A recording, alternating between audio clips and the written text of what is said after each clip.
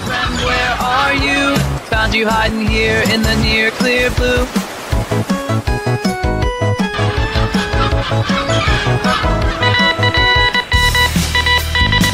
He's been cited by Forbes, The Wall Street Journal, Benny Johnson, Timcast, Dr. Jordan B. Peterson, and even the United States government.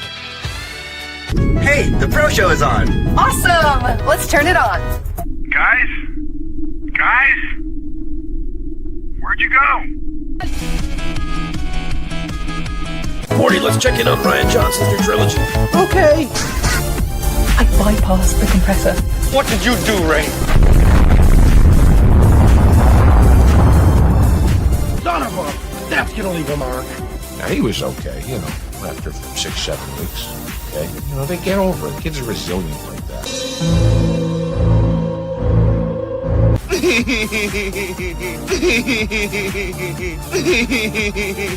Yeah. I hate it.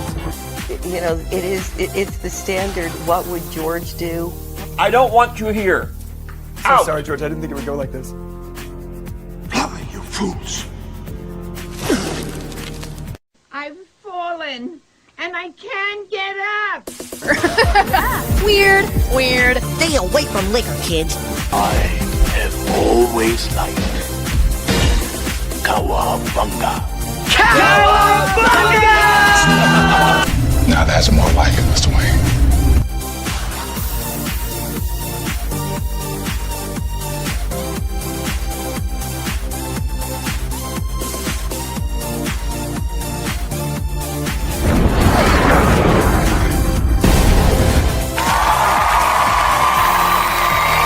It's about how hard you can get hit and keep moving forward. How much you can take and keep moving forward. The Force will be with you, always.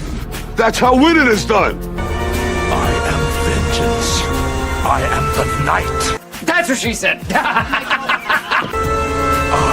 am Batman. If I won tonight, I would come home and we'd celebrate. Well, I'm coming home, we're celebrating. God bless you all. Watch your habits, for they become your character. And watch your character, for it becomes your destiny. What we think, we become. It's scooping time. Ladies and gentlemen, boys and girls, in just 2 minutes, the lighting at the Magic Kingdom will dim for the performance of the Pro Show. We hope you enjoy and have a magical, truthful time.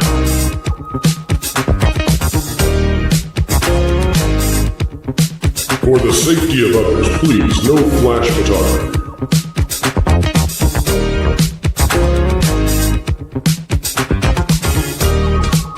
And welcome to ProVision 3D. All right, everyone, put on your opera glasses.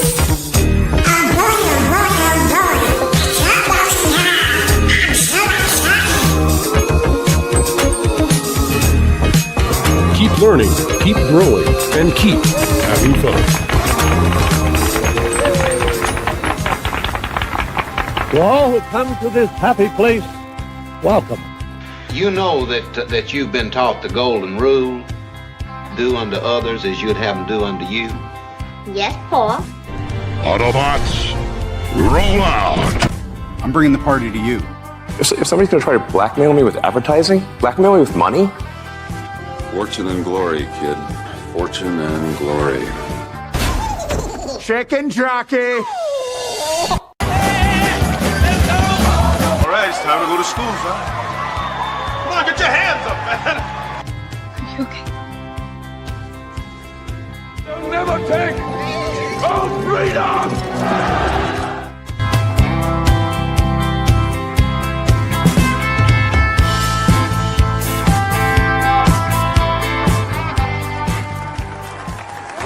From the redwoods of California to the hills of Tennessee to the Rockies in the Sunshine State and Maine with that bright and shining sea. From coast to coast in North America, it's time for your host with the most, bringing you all the entertainment news that should be fun. Ladies and gentlemen, it's the WDW Pro Show! Well, it's Monday. We're back again.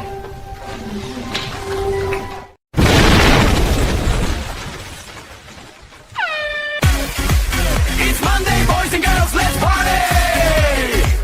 It's Monday, boys and girls, let's party! That's right, folks. We ain't afraid of no Monday. Chato, you go there. Lauren, get up there. I'll come over here. Wiz, how you doing, buddy? You look a little doomy today. Doomy and gloomy, Wiz? Nothing to say, huh? Oh.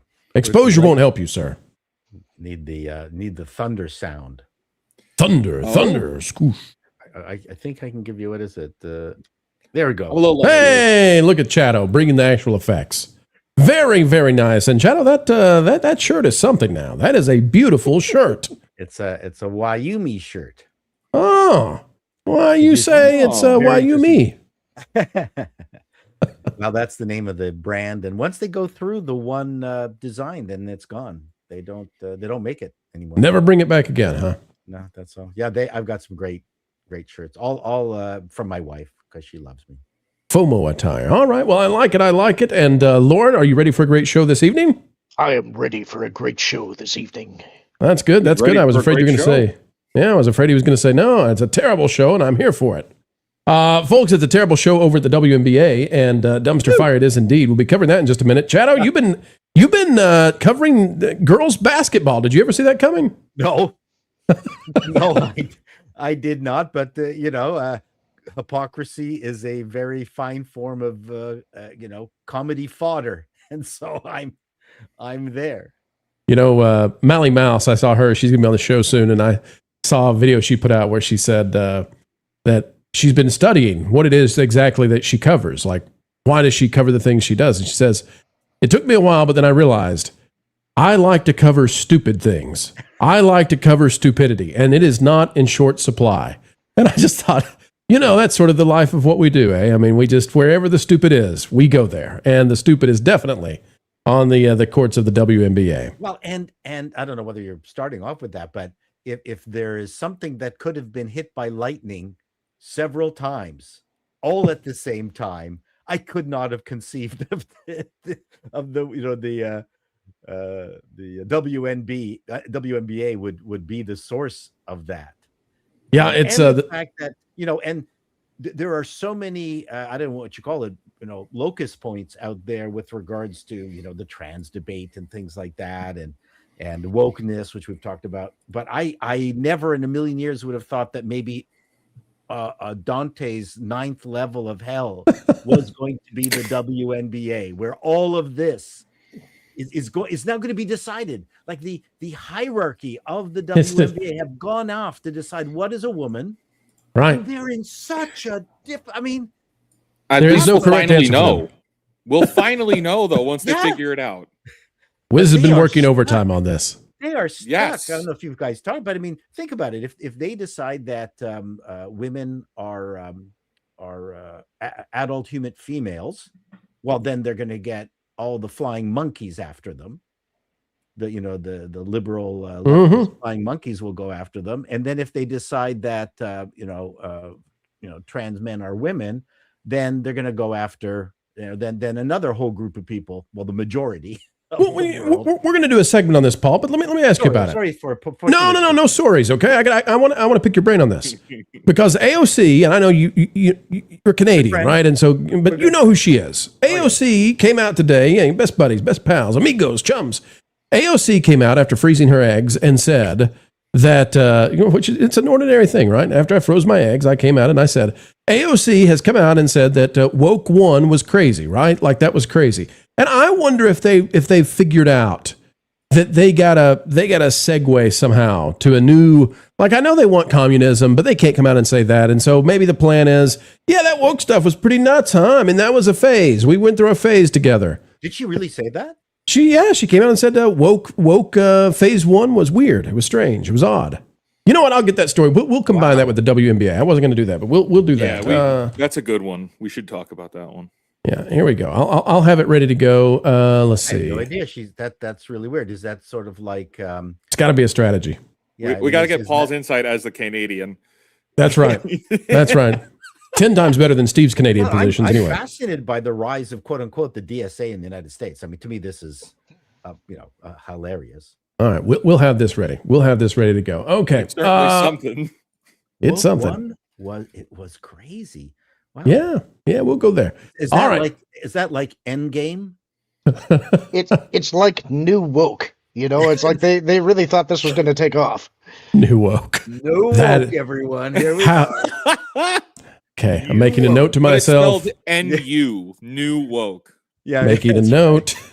Must have new woke commercial coming out soon on the Pro Show. As soon as I did, I'm going. Pro's going to do something with that. Got to do that. Got to do that. All right, folks, we got to get another friend on here. Let's see who it is behind door number 1. Who could that be? Let's go see, boys and girls.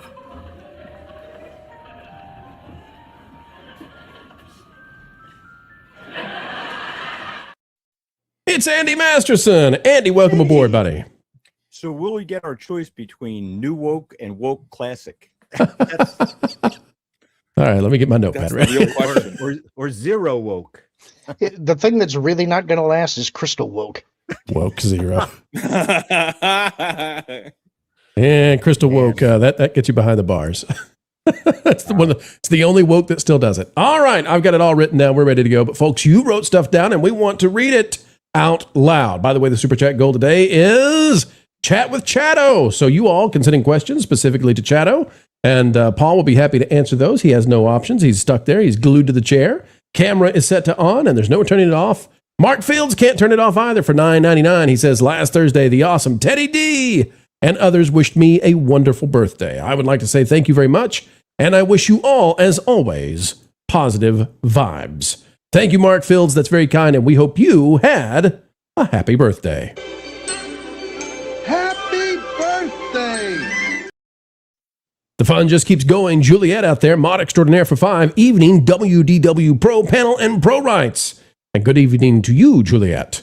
George Watts has gifted 440 jewels for an Unk alert. Unk got the funk. Twice. It's a double dose. George Clinton. Come on. And then 100 joules for a Sunday. Oh, no, sir.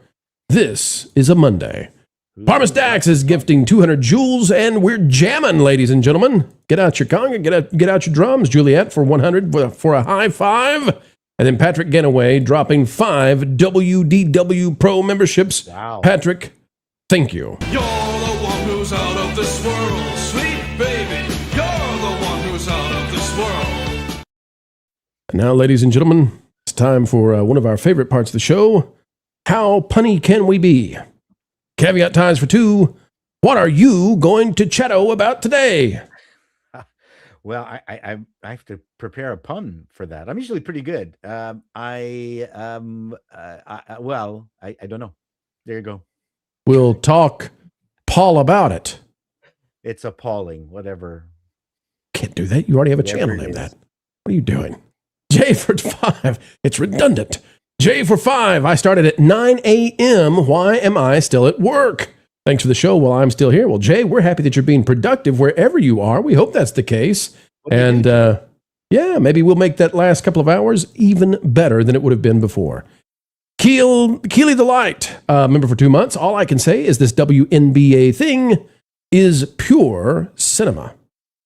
That it is. Nobody's watching the WNBA to see the fundamentals. Sun Lin Wong for 5.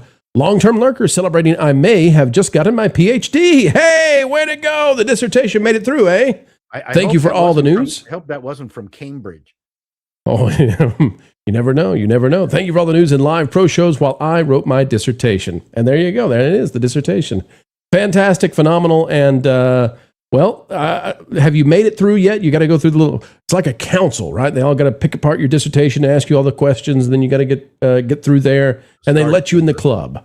Star Chamber.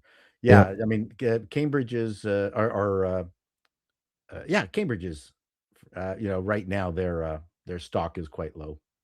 A little bit low. Jason Nelson for 2. We're in late stage wokeism in the WNBA. Enjoy. And look at that. Jason Nelson, talking about the WNBA, throws in 2 balls. How about that? Patrick Getaway for 5. If AOC says woke phase 1 is over, I'd hate to see what phase 2 is like. Exactly. We need to chart this out, guys. This keeps going and going. We need a chart. We need the phases of woke, just like Marvel. Yeah. This is genius. Oh, man. Can you imagine Ilhan Omar's? Woke phase -0.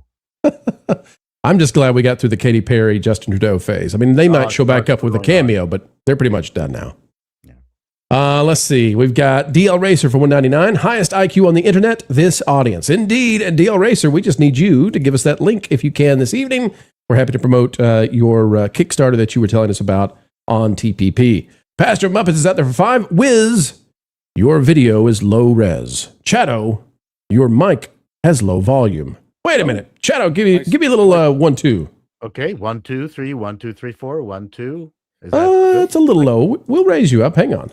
I see why. You're set to 65 on StreamYard. I don't know how that happened. Let's get you up there. We're going to put you up at... Am I still low res?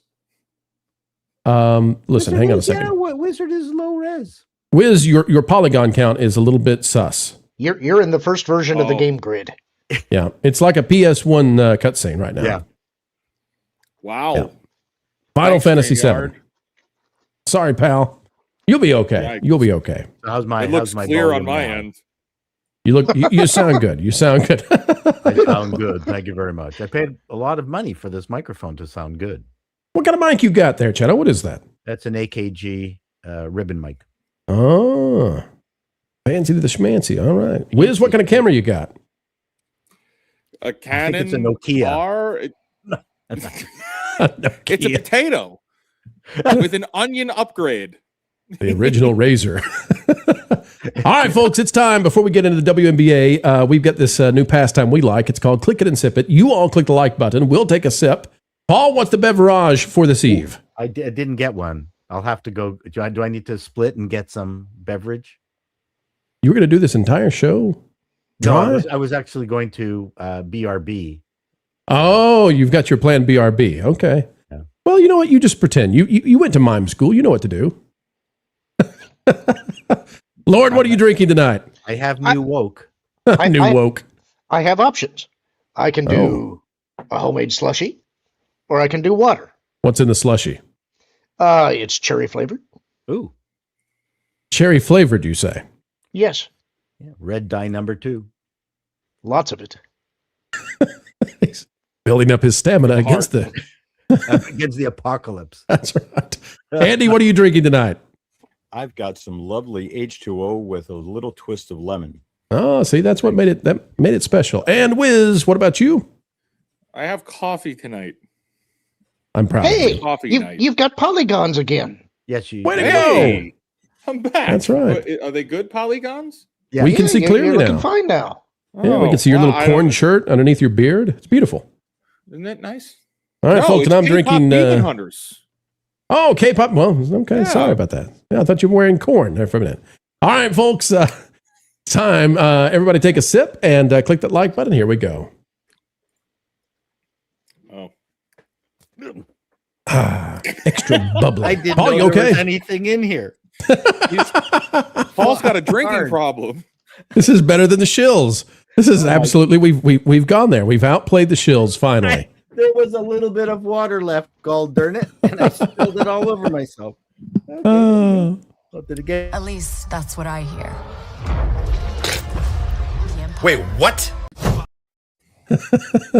Jabba.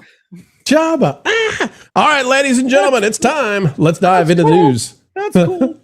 Oh my God, my nipples are erect. So are mine, but for totally different reasons. How did you have that small amount? Never mind. My joke's not as funny. I just stop at that point. Ladies and gentlemen, invite me. Please erect your minds and let's dive into the WNBA.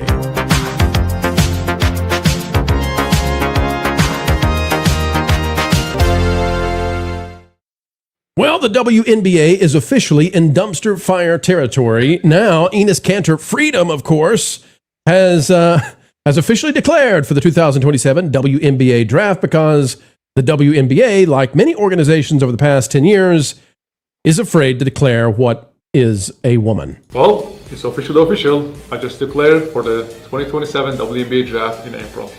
Join me in this journey. Enes Kanter Freedom decided he's going to throw his hat into the WNBA. The WNBA does not invest in women, pay women, hire women. I love this. I love this. I love this. It's so great.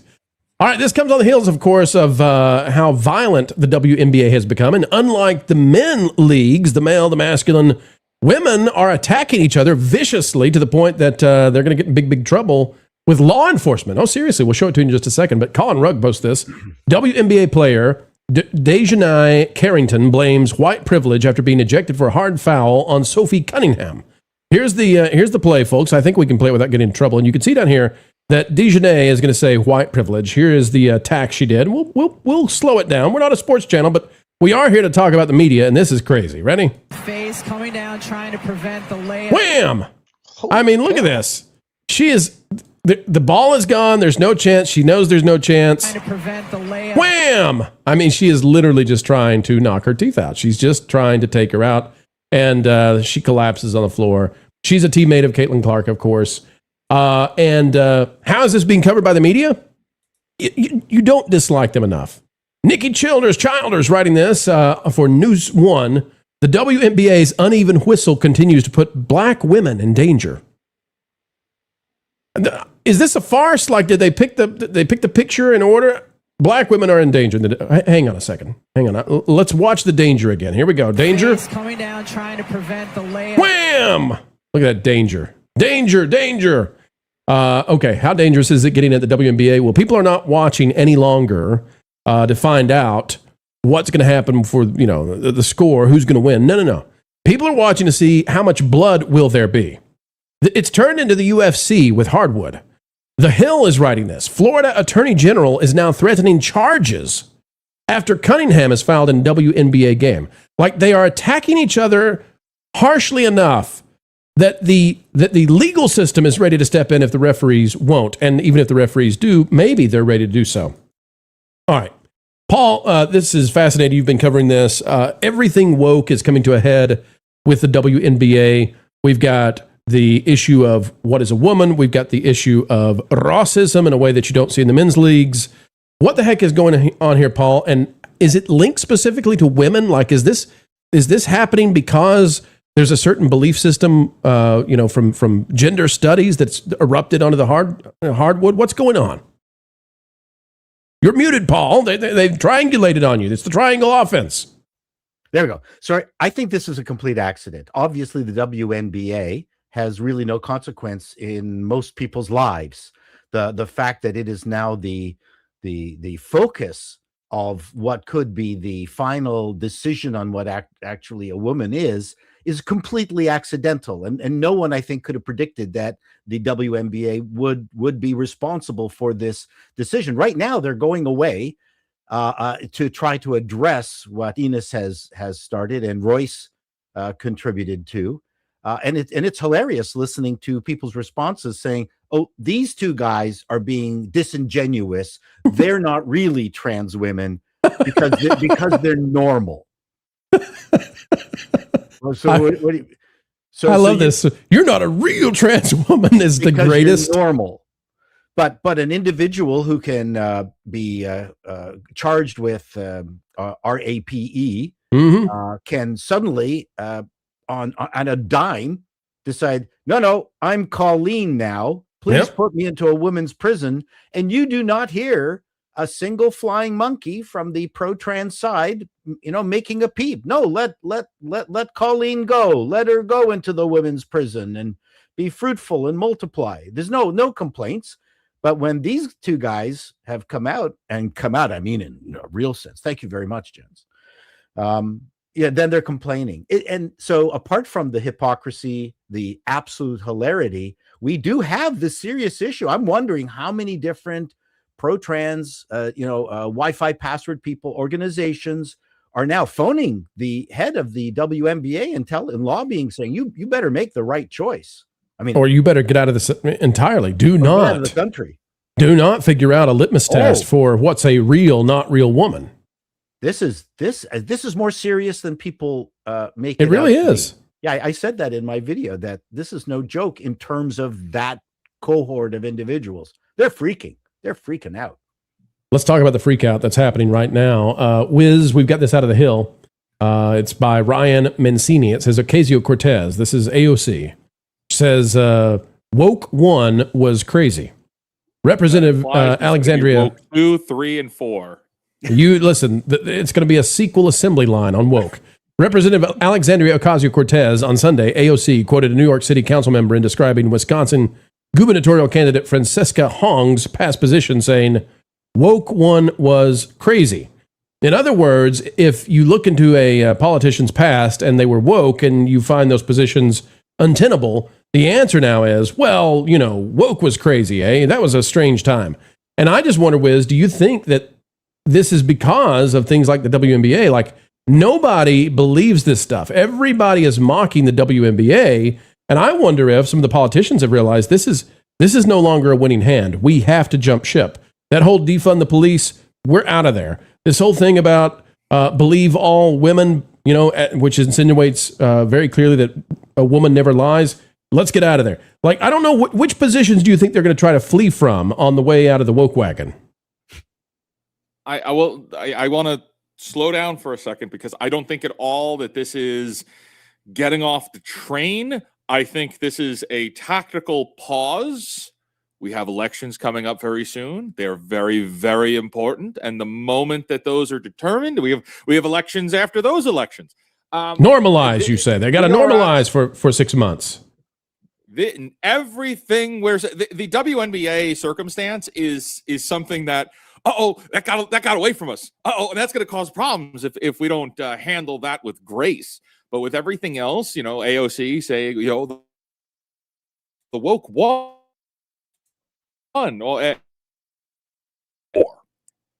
is tactically there. Am I back? They got me. You're back. You're back again, Wiz. You're back. Anything that is happening is tactically there to try to move everybody closer to the center, to get people to make decisions in the ballot box. Okay, that is all it is. This is all smoke and mirrors. This is all control. But the WNBA situation is extremely interesting, because what they determine and how they handle this, they're going to have to live with it. This is the greatest. You're roboting again, Wiz. We apologize.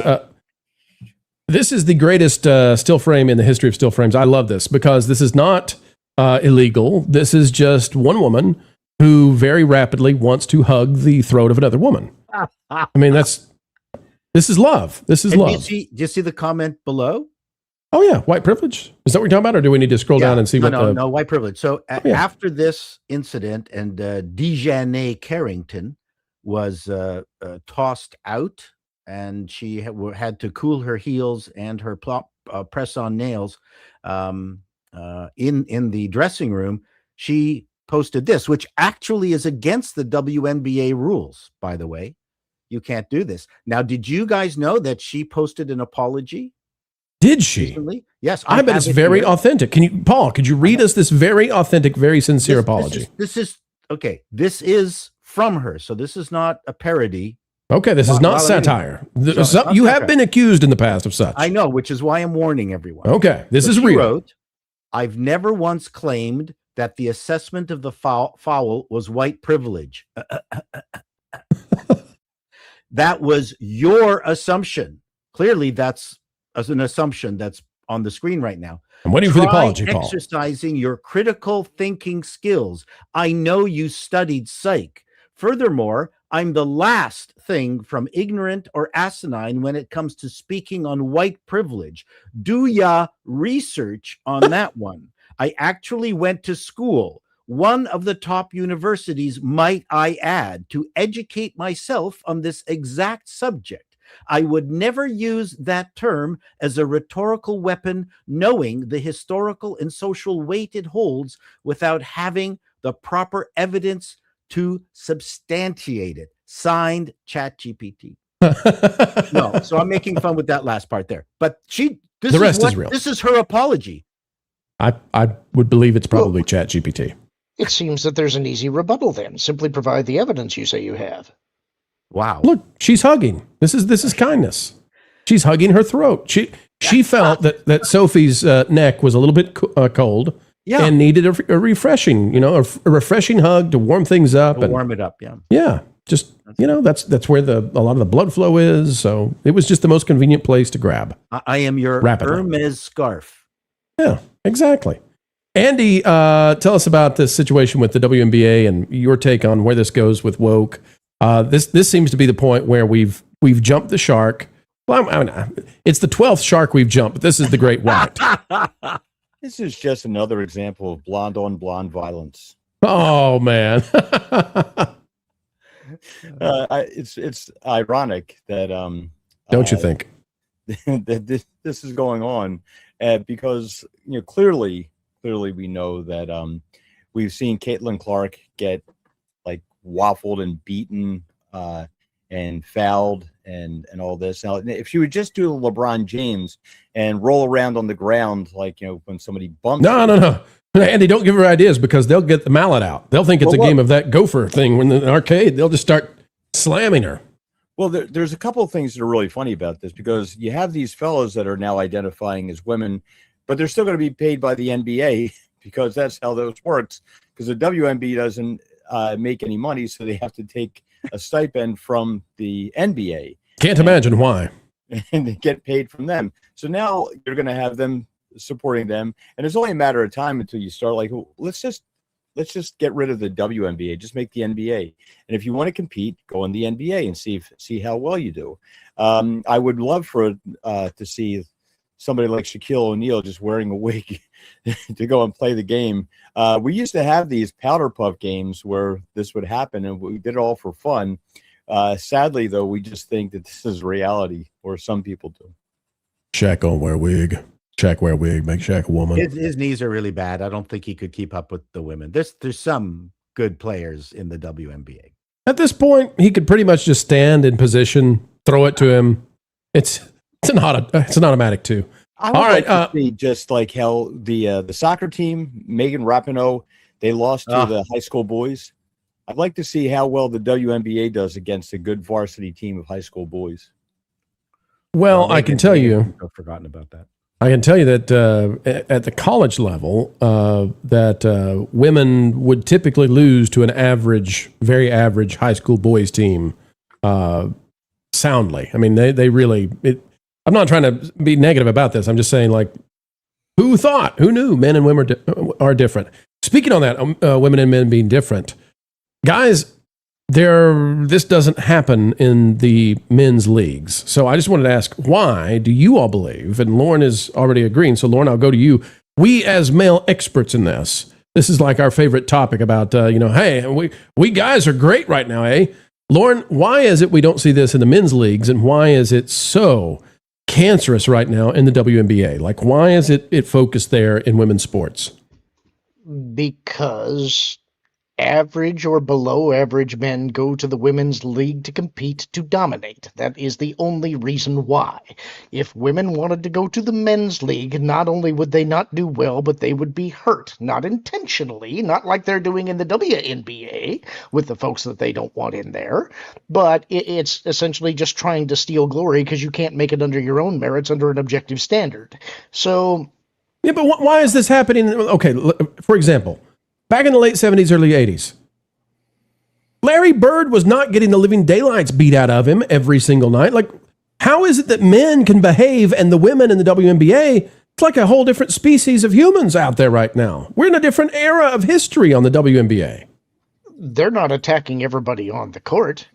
They're attacking the people that they don't want there. The people that they think are that they are resentful of the fact that the women that they brought onto the team actually rescued the WNBA. They weren't getting the attention they felt that they were due, so they're going to try and get the people that they think have unearned attention and get them out. They're going to pressure them out as hard as they can. Now, the irony here, I love that these guys are doing this and trying to press the issue. I've been having this conversation with my best friend at lunch for the last week. I love they're doing this.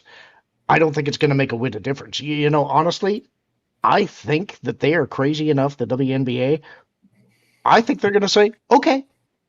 I think they're going to let the men join. I don't think they're actually going to come up with a standard that says that women are women. They can't. No. They are so invested in this, they cannot allow that to happen. So I'm looking it up right now. Oh my gosh, it actually went up. So when we covered this story originally, we'll go here. Hang on, folks. Do we have this on the screen? We do.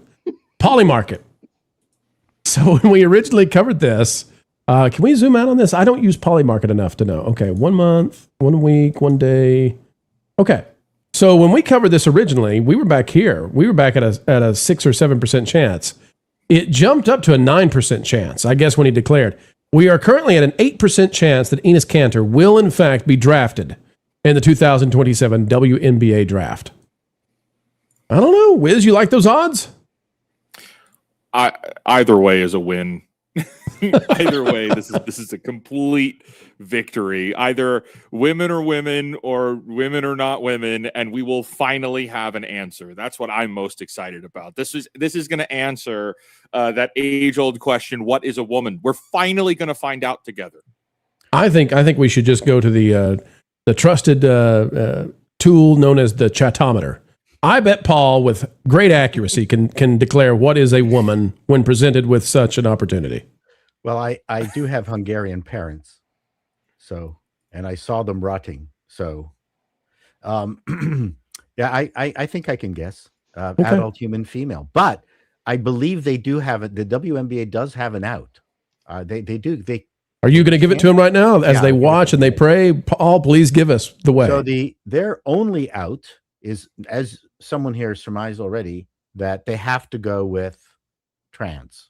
They have to. I don't think they've got any choice. But what's the litmus test then to block Kanter? They any person who wants to join will have to have worn high heels for 2 years straight. Oh, he's done for. There's no way.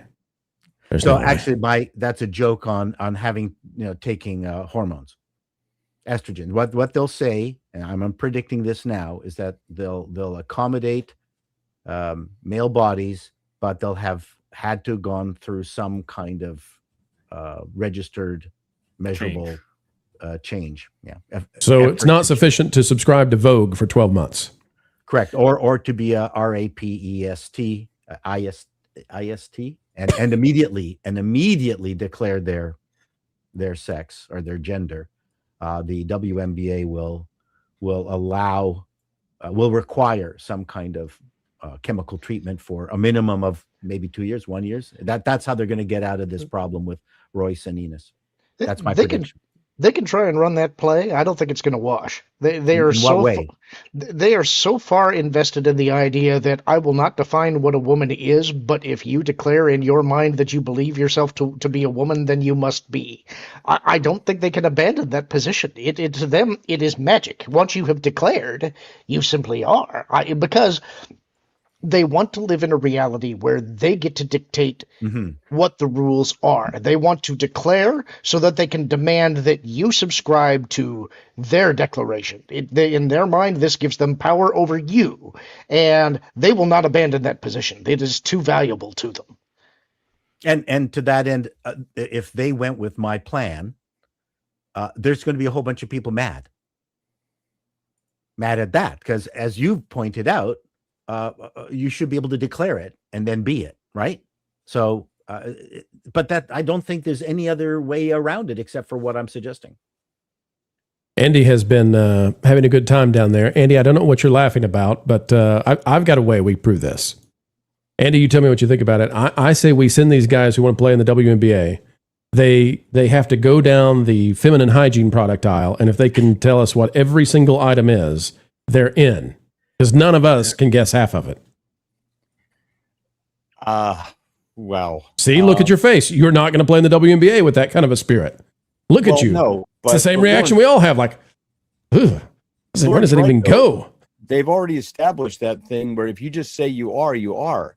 I'm just wondering if testicles will now be considered performance-enhancing substances. Well, so here's the other things that they're going to have to do during that period of time before they're accepted. Oh, stop it, Paul! You're killing me. Number one, they've got to be able to remember everything they've done and their husband has done over the last 30 years. That's a good point. That's going to be important. And never forgive. And never forgive, like none. That's it. What else are they going to have? We're in so much trouble for this segment. They're going to be they're going to have to be late for every evening out. It's going to have to. Enos is going to have to just take way more time to get ready, right?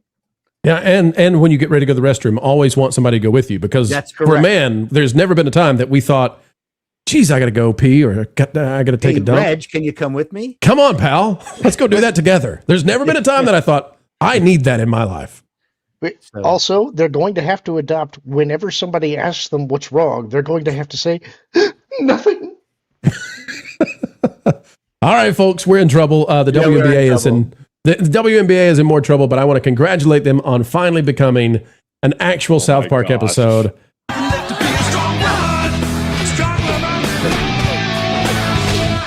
I love it. All right, folks, you tell us in the comments. That's right. Strong Woman has made it, and his name is Cantor.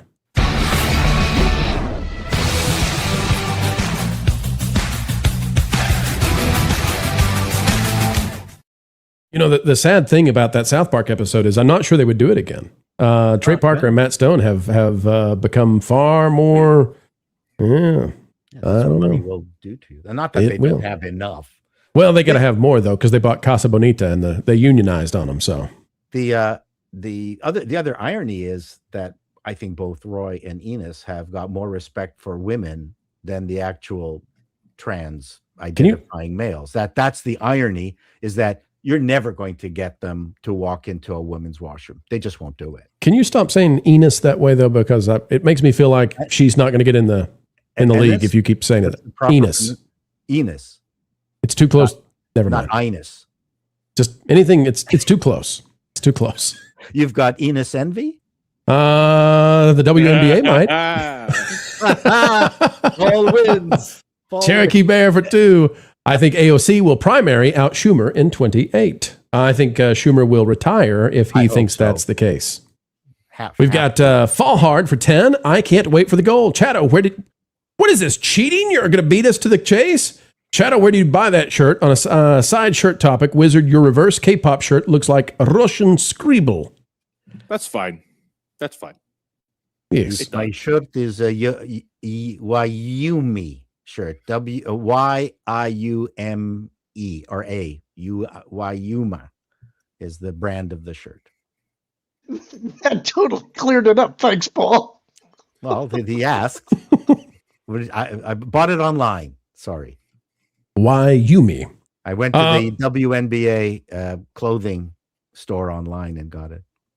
One magical spark. Well, soon they'll have what was it they were selling at Target? What do they call that? That little cupping thing they did that got them in trouble. What is that? I can't remember now. Anyway, probably better we not go there. Sorry, Lauren. One magical spark for $1.99. Baltimore's art district appreciates Chato's shirt. Keep them coming, folks. Keep them coming. Keely Delight has dropped 250 joules on a laughing disco, which is my favorite kind of disco. Patrick Anyway for 5. Don't forget former NBA player and U.S. Senate candidate Royce White. He's put in for the draft. Go, Royce, go. Keely Delight for $1.99. We are watching Toxic Feminism in real time. We're watching it in the end game, I believe, until it metastasizes into something new. DEFCON Prime for 5. If that is white privilege for Cummings, WNBA needs to explain Brittany Griner being prison swapped with an arms dealer. I guess that's DEI 101, okay? Yeah, you don't hear much from Brittany Griner anymore. Maybe enough controversy there. Crush for $4.99. Low Res Wiz plus Lorne on a Final Fantasy VII Chocobo riding across the plains. The video we need, unless you add in his favorite hand-smelling girl. Wow, good job, Pro. Holy smokes. Got through it. I got through it. So we want the fist sniffer, Abe. At least that's what I hear. Wait, what? Let's go. Jabba, right? Oh no! It's a Sarlacc. Star Wars Outlaws pre-order available now. Guys, this is. That's all she gets. Such a mediocre game. It's such a mediocre game for those reactions. It gets worse every time you play it. It's so bad. That's a Sarlacc. You don't like it? It's impossibly cringe after trying many times to play through that garbage game. Those reactions are awful. You know what's better? Fight.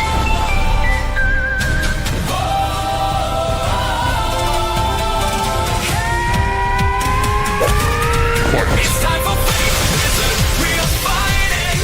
It's time for battle. So What is this madness? When You shall not pass. all enticing. Real fake wizard bring lightning. You thought thumbnails were amazing, but you didn't think he could bring down the big boss in low budget demo hood. He's a macho man. We got your hands. Roundhouse kick will do the trick. Hit you with the Gandalf stick. Let's get to real life fake wiz fighting. Let's get to eye gouging and biting. There's no dignity in loss, so kick them in the jaws. Let's get to real life fake wiz fighting. Let's get to clawing and conspiring. YouTube is just for kicks. He's in the dojo, he don't miss.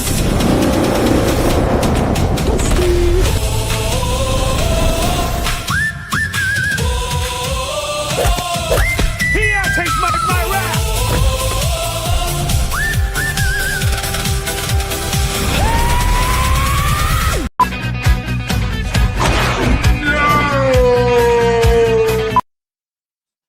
Wiz, we lost about 30 to 40 views on that, and it was totally worth it.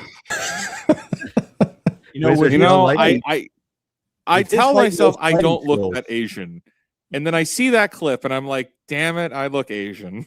Come on, give us a. I mean, it's a little blurry tonight, but just give us the look. Come on. Am I still blurry? No, Yeah. you're not blurry. Look, you're not Asian at all. You're It's bluey. totally Asian. Just a little bit. Just a little bit. What I got to do is I got to get the clip. I was trying to make it all the way to where you teach the dojo or the hibachi grill how to dance, and we were just losing too many viewers. I was like, we can't keep going. We gotta end it. But yeah, where you teach them how to dance is the best part by far. So we're just gonna get that clip Flip it only. out. Flip it out next time. That's right.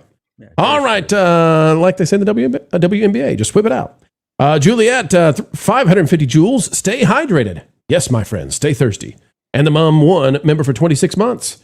Let's get Shaq, Barkley, Bron, and any other male in the NBA. Say I'm a woman now and go play in the WNBA. I think it's the perfect time for Jordan to make his third or fourth comeback. Yeah. I mean, her comeback. He DEFCON might Prime not for 2. even outsell Cunningham's shoe. Well, you know, Cunningham's legs are significantly better. I Oh would my say. God, is she stunning? I'm sorry. Stunning. Yeah. HOT. For 2, as a boy survivor, no woman ever let me use hashtag me too. Thank you for sending it in. Well, yeah. We've got Snarky Distinct Fudge Dora dropping 10 joules and giving us a happy number 2. Thank you, Snarky. Israel out there for 10 says, good evening. Good evening. WNBA fiasco exposes the evils in our media and sports. We have yet to see real women joining the men's NBA. Double standard. Clown world strikes again. Cheers. And God bless. Yeah, I don't think you're going to see women in the NFL, the NBA, et cetera, et cetera, et cetera. But you might see referees and umpires of the female variety because that's a thing. We've also got Israel dropping 10 WDW Pro memberships. Thank you, Israel. We appreciate you. Please, sir, may I have more pro memberships? What?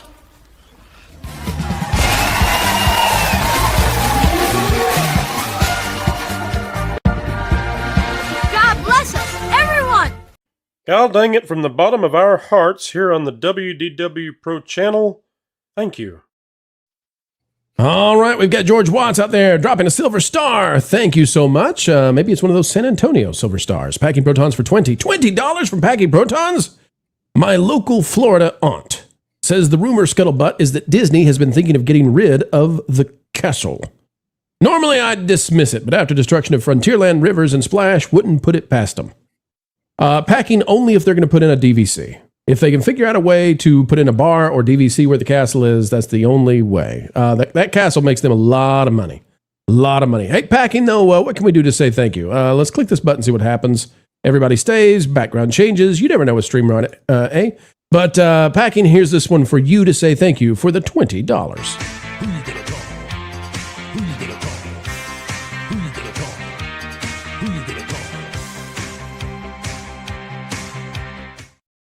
Our good friend Albert Not a Retro's out there for $5 and says WNBA might be okay if they'd stop letting the jealous ones try to cripple Caitlin Clark and Sophie Cunningham. No calls ever on the fouls.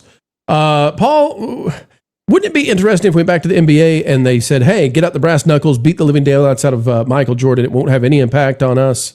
Now, it's the craziest thing ever. Well, for those of you who actually watched Jordan enter the NBA, he got roughed up pretty good. In the first years, yeah. Yeah, so let's not be too harsh on the WNBA, but the girls are particularly, nasty in a roller derby kind of way, which is kind of interesting. I would say in many ways, the worst part of the WNBA, apart from a lot of air balls, is the officiating. And I think one of the things that men really, really enjoy is good officiating. And I say that we don't want to see bad calls. It's something that's what, if you listen to the radio sports shows, which are always horrible, after any kind of game in your local vicinity, it's usually all talking about how bad the refs were, how bad that call was on such and such a play. And I think guys really don't like how bad the officiating is in the W. It takes away from the show. I think we enjoy the replay systems. Like, I think that's built in now to the whole sports experience on TV is people like the replay and play it over and over again and have the announcer say, well, Bill, it looks like that ball there is right on the white line. No, it's just slightly to the left. And the referees are any moment going to come out here and they're going to say this totally, absolutely not what you say. Well, if you look here from this 17th angle we've got, you can see the blade of grass with the white paint on it. And that's what people enjoy. For some reason. With the new targeting, right? Yeah. They're able to call the balls and strikes a little bit better. You're able to challenge your strikes. People like when you throw a little flag out from the sidelines, and the referees have to get in the camera. Guys like a properly called game. Yeah, I think that's something that we appreciate. We're rule followers, I tell you. Yeah, folks, I missed this one, and we never miss. So let's go back and get it. It's DEFCON Prime for $5. Ironic, don't you think? They used their education to validate themselves, but Hofstra earned 2 majors in the U.S. World History and Education, but told my teacher was quote unquote wrong, or told my teaching was wrong. Yeah, well, hope you get some new folks, new pupils who will say thank you for what you're doing for us. Rowan Strat out there for 20. I know you keep saying you're not a political channel, but they just won't let you. It's like The Godfather Part 3. Just when I thought I was out, they pulled me back in. But this is where subjectivism gets us. Yeah, so here's the problem, is that entertainment is being used to drive socialism, a.k.a. communism, because this type of socialism is just communism first stage.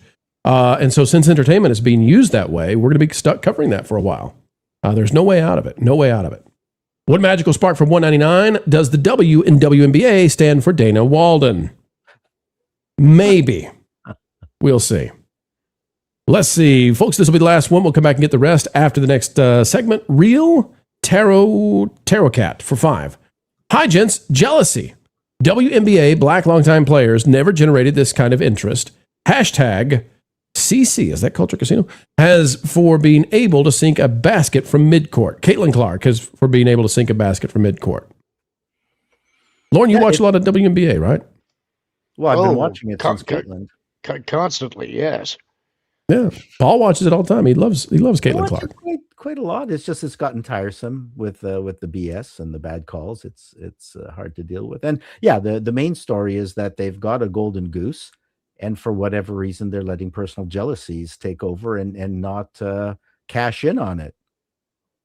Maybe we'll get back to the fundamentals one day. All right, folks, we'll get back to the super chats. We promise you we're 17 out of 30 on the way to hitting that goal, and we do appreciate that so much. Yes. But we must move on and get out of politics, because what if we told you that Star Wars has canceled yet another movie? I didn't even know they had another movie to cancel, and yet canceled it has been. So, folks, without further ado, let's go to a galaxy far, far away that still finds a way to stray away from anything good in the news.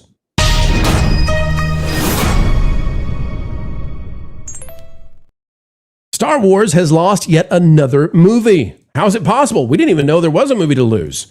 Take a look at this. It's out of The Independent. It's by Carson Holliday. That's a great name. Star Wars franchise confirms scrapped movie amid box office failure. Another one. How can it be? Is this Filoni's first time? Is this the first time? They've all been under Kathleen before, right? To my knowledge, correct. Okay. Simon Farnaby, not Barnaby, Simon Farnaby and Paul King's concept of the film is being reworked into another project, aka it's gone. Says a planned Star Wars movie has been canceled, marking yet another setback for the iconic sci-fi franchise amid dwindling audiences. Simon Farnaby, who wrote hit movies like Wonka and Paddington 2, not bad, revealed in a recent interview with Variety that he had previously been on board to write a new Star Wars movie with his collaborator, Paul King, who was slated to direct the film. However, Farnaby said that the offer from Disney and Lucasfilm did not work out because their idea for the movie was based around a robot and did not involve any of the key Star Wars characters. Well, remember when we said that Josh D'Amaro and the other Disney execs went to Lucasfilm and said, we're going back to the things that work? I wonder if that has caused this to be canceled. Quote, they were like, we really need it to be a Star Wars movie, which is probably why it didn't get turned into a Star Wars movie, he told the outlet, but we never really nailed it. Farnaby went on to add that the concept for the film is being reworked into another project outside of the Star Wars universe, explaining Disney basically said it's not right for Star Wars, but do you want to rework it as a sci-fi film? So we're working on that now. Which is to say, Lauren, that they're working on competition for Star Wars from within Disney at a time when Star Wars doesn't need more competition inside or outside of said Disney. I don't think Star Wars is in competition. They are turning television episodes into theatrical movies that flop. That's not competition for anybody. Ouch. Ouch. Painful, Lauren. Painful. Lauren, this is yet another film that has been canceled. Give us your thoughts on whether or not this could have worked. This sounds kind of like it would have been a Skeleton Crew, but made into a movie. I'm going to say that after Mando, they decided there is no margin here. We either go with bona fide, guaranteed successes, or we get out of this thing. Yeah, this can't work for a Star Wars movie. There are science fiction movies that you can do that it would work in, but the issue is that the reason to have droids in the Star Wars universe is as a contrast to humanity, in that they are in many ways as human as the human characters, and that's interesting because you don't usually see robot characters in that way. But if you try to make them the protagonist, you run into the same problem that you get with the Pirates of the Caribbean sequels, where you have Jack Sparrow acting as the protagonist when he is meant to be not the protagonist. He's the agent of chaos. He's where you are focusing all of your attention, but he's not the person driving the plot. So I think if you try and make a droid that character, they already tried that in a Clone Wars series arc, and it's considered one of the least popular story arcs in the Clone Wars. They've already got a test case that proves this doesn't work. Paul, if they're willing to drop the droid aspect of it and change it to an Ewok, will you reprise the role? Well, I will take offense to calling Star Wars science fiction. You think it's Space Wizards? Yeah, it's Space Cowboys. It's Space opera. Yeah, you compare it to any of the really good science fiction out there. It's not science fiction, and I mean I appreciate it. It's fun. It's it's Buck Rogers or whatever. But no, it's not science fiction, and it's weird that they would say, "Oh, we can repurpose it for something else." Well, that means you don't have it right the first time. Like, how can you repurpose something? We've already seen kind of a reverse version of it. What was the one with the kids that went into space with a criminal and had this adventure, kind of like that was Skeleton Crew. Yes, so Skeleton Crew, when I saw it, the first thing that popped into my mind was this was a script that had nothing to do with Star Wars, and then they glommed Star Wars on it. That was my first feeling. There's nothing Star Wars about this, except Goonies 2.0. Yeah, it was Goonies 2.0. This had nothing. It didn't feel like a Star Wars movie because it wasn't one. And so Right. now we're doing the reverse of it. We're now going to pull out elements of this mystery script and turn it into something else. I don't know. Who knows? And chances are we'll never know, because chances are it'll Yes, never see that's the why light of we're day. talking about nothing now. Right. Which is, it's moved from Seinfeld to the media. Let's talk about something then, eh? This is what Star Wars could have been if Star Wars had just decided to give the fans what they want. Of course, we all know that Tom Holland has said that before he came back to Spider-Man Brand New Day, he was determined to find out what do fans want, put it on the screen, and here's what that means. According to Deadline from Anthony D'Alessandro, Spider-Man Brand New Day is the second fastest film to cross $1 billion at the international box office, with global at $1.67 billion. We are watching as Spider-Man now is seriously could get to $3 billion. I think that's a very, very long shot, but That Park Place is reporting this. Marva Montanaro. It is definitely going to cross $2 billion. The question is, how much beyond can it go? Is $3 billion possible? It's a long shot, but it's there. And Wiz, as we look at this, I just think, Star Wars could be pulling these kinds of numbers. They decided to eviscerate their characters as opposed to what Spider-Man is doing. For all of its faults and all of its flaws in the script, Spider-Man gives us a hopeful, optimistic character that is not deconstructed. He's not cynical, and it's winning over audiences. This is what people want. People actually want their heroes back again. And they want romance. Romance, too. That's a good point. They want romance. Romance. They want heroes. They want human first values again. And they want to celebrate being human, because a lot of media now just puts down being human. The humans are the bad guys. Everything is very cynical. There's a lot of nihilism in the media, in media today. But something we learned with Spider-Man is that there is Spider-Man, and then there's superhero movies. And I think in a lot of ways there's Batman, and then there's superhero movies. Now, Superman used to not be a superhero movie. It used to be Superman, and Superman could have stood on his own. But James Gunn has squandered what was left of that, and now it really is Batman and Spider-Man are the only ones that could stand on their own. When we look at Star Wars, I think Star Wars is in a worse position than much worse. Maybe James Gunn's DC or Marvel, the Thunderbolts, whatever the extended Marvel universe is right now. Disney, Sony, everybody in Hollywood needs to learn that we want heroes back. We want romance back. And I hope they learn those lessons from why Spider-Man was so successful. I hope they don't look at this and think that we want more morally gray characters. That we went to see this because we were so compelled with the Sadie Sink character, that this character was just so compelling, because that was the weakest part of the movie. People loved what Tom Holland brought to the screen. He really nailed it. I personally believe that he was, because he had said this himself. He said that he was really reading into the comments and Reddit and forums and watching videos to see what people actually wanted from Spider-Man. And to that, I have to think that he came across people debating who was the best Spider-Man, him, Andrew Garfield, or Tobey Maguire. And with that in mind, he delivered a performance that truly rivals everybody else. Now he's a true contender for being a good Spider-Man. Despite what, however you feel about the movie, he did good as Spider-Man. And he also, I think, did better in Spider-Man than he did in the Odyssey. Oh, by miles.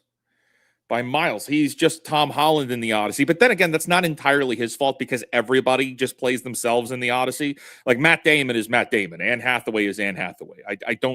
I never once saw it. The only one that you see them as a different character is Robert Pattinson in the Odyssey.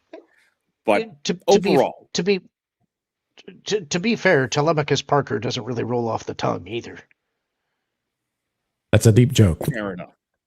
Fair enough. What really put me off was that his North American accent was Peter Parker. that it hit me. I went, wow, this is no different from Peter Parker. I think the character would have been far better if he had done his, normal English accent. Or, But there was find no some, English accents allowed in this. find something new. If you're going to do a North American accent, go with Canadian, right? Eh? Yeah, that would have been interesting. Well, that's right. Eh? What is interesting to me, Andy, is when we look at the divergence of these two franchises, and I think it's appropriate to talk about it because Spider-Man now is the biggest franchise on the planet. Star Wars was the biggest franchise on the planet for like 3 decades. Spider-Man at $1.6 billion with its most recent entry. Mandalorian, the total was 345. Andy, my understanding is that Spider-Man outgrossed the entire Mandalorian Grogu box office run in 24 hours. That's amazing. Well, that's not really a high bar considering as badly as the Mandalorian did because of the damage they've done to it.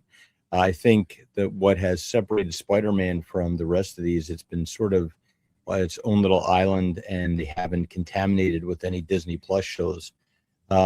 Those of us that grew up on comic books, I was in 1976, I started reading comic books, and we were mocked and ridiculed for being the comic book geek and dork. And we waited all these years for people to catch up and find out that there were actually good stories with well-written characters, very well-developed characters. And the success of the Marvel Universe was because in the beginning stages, they stayed true to the characterizations of those creations. And then when they started to deviate from it and started to treat it like a property is when it all fell apart. Tom Holland went back and found the humanity within Peter Parker, and that's what came across with it. Wiz is right. It's like it's a human story at the end of the day. They may have superpowers, but they're still human, and we all have the same kind of things. Like you can go anywhere in the world where there's men and women, and there's a couple fighting over what they're having for dinner, and that's a universal truth. So when you deviate from that and you just slap a label on, like you just put dressing on something and said, oh, look at Star Wars. It's like, it doesn't quite work. That's what has to happen. This thing is something that was done with care, with love, and with the fans in mind. If you make something, the fans will follow it, and the fans will push it, and people will follow the fans. If you don't do that with respect to the fans, it's just going to fall flat on its face, as we've seen. Now, to that point, Lauren, I'll give you the final word on this. Star Wars is going to have to find some way to get back. I don't know how they get back, but they got to find some way to get back. And, if you're looking for a character that might be able to shine some light on humanity or give us the kind of performance that clearly audiences want, is there a character left? Is there some, like where we go story-wise for Star Wars, if, as we've heard in the leaks and we've reported here, they're being told stay with the New Republic, like what can they do? Who do they have in the roster that they could go with that fans might actually care about? I don't think I want them touching an existing character. So I would advise them instead, don't go looking for a character you think the audience knows. Instead, tell the kind of story that you know that somebody wants. Keep it on a smaller scale. I've advocated for this I don't know how many times. Tell an X-Wing Rogue Squadron story. Create a new stable of characters that are not plot armored such that you know they can't die, so that you create some stakes in a story, give them varied personalities so that they have conflict within the group that they have to overcome, let a few of them die so that you feel those stakes and you bring the group closer together, and it gives you an opportunity to introduce new villains. Just tell a good guys against bad guys story within the universe, don't overthink it, and see what happens. And you said stakes, not snakes, right? Why'd it have to be snakes? Yeah, because space snakes, that would be scary. Snakes.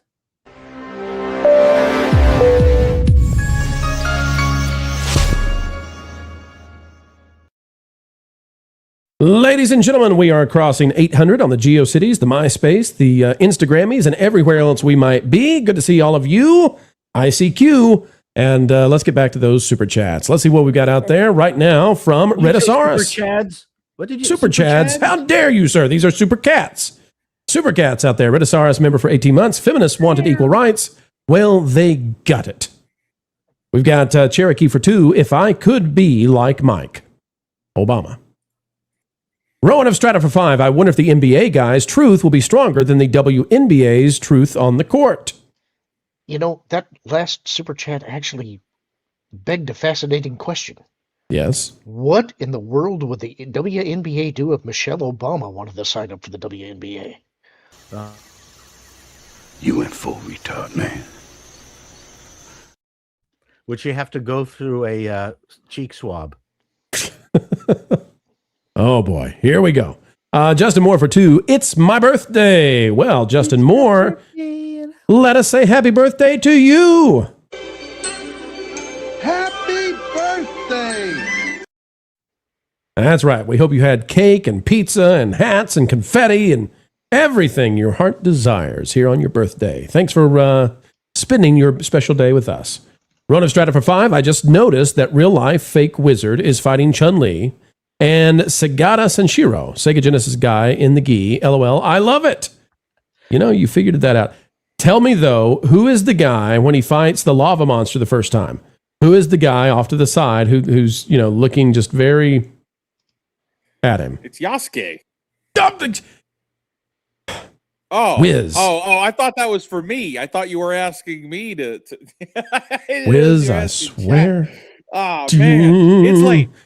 It's like Thanks for jumping in. I wouldn't have known.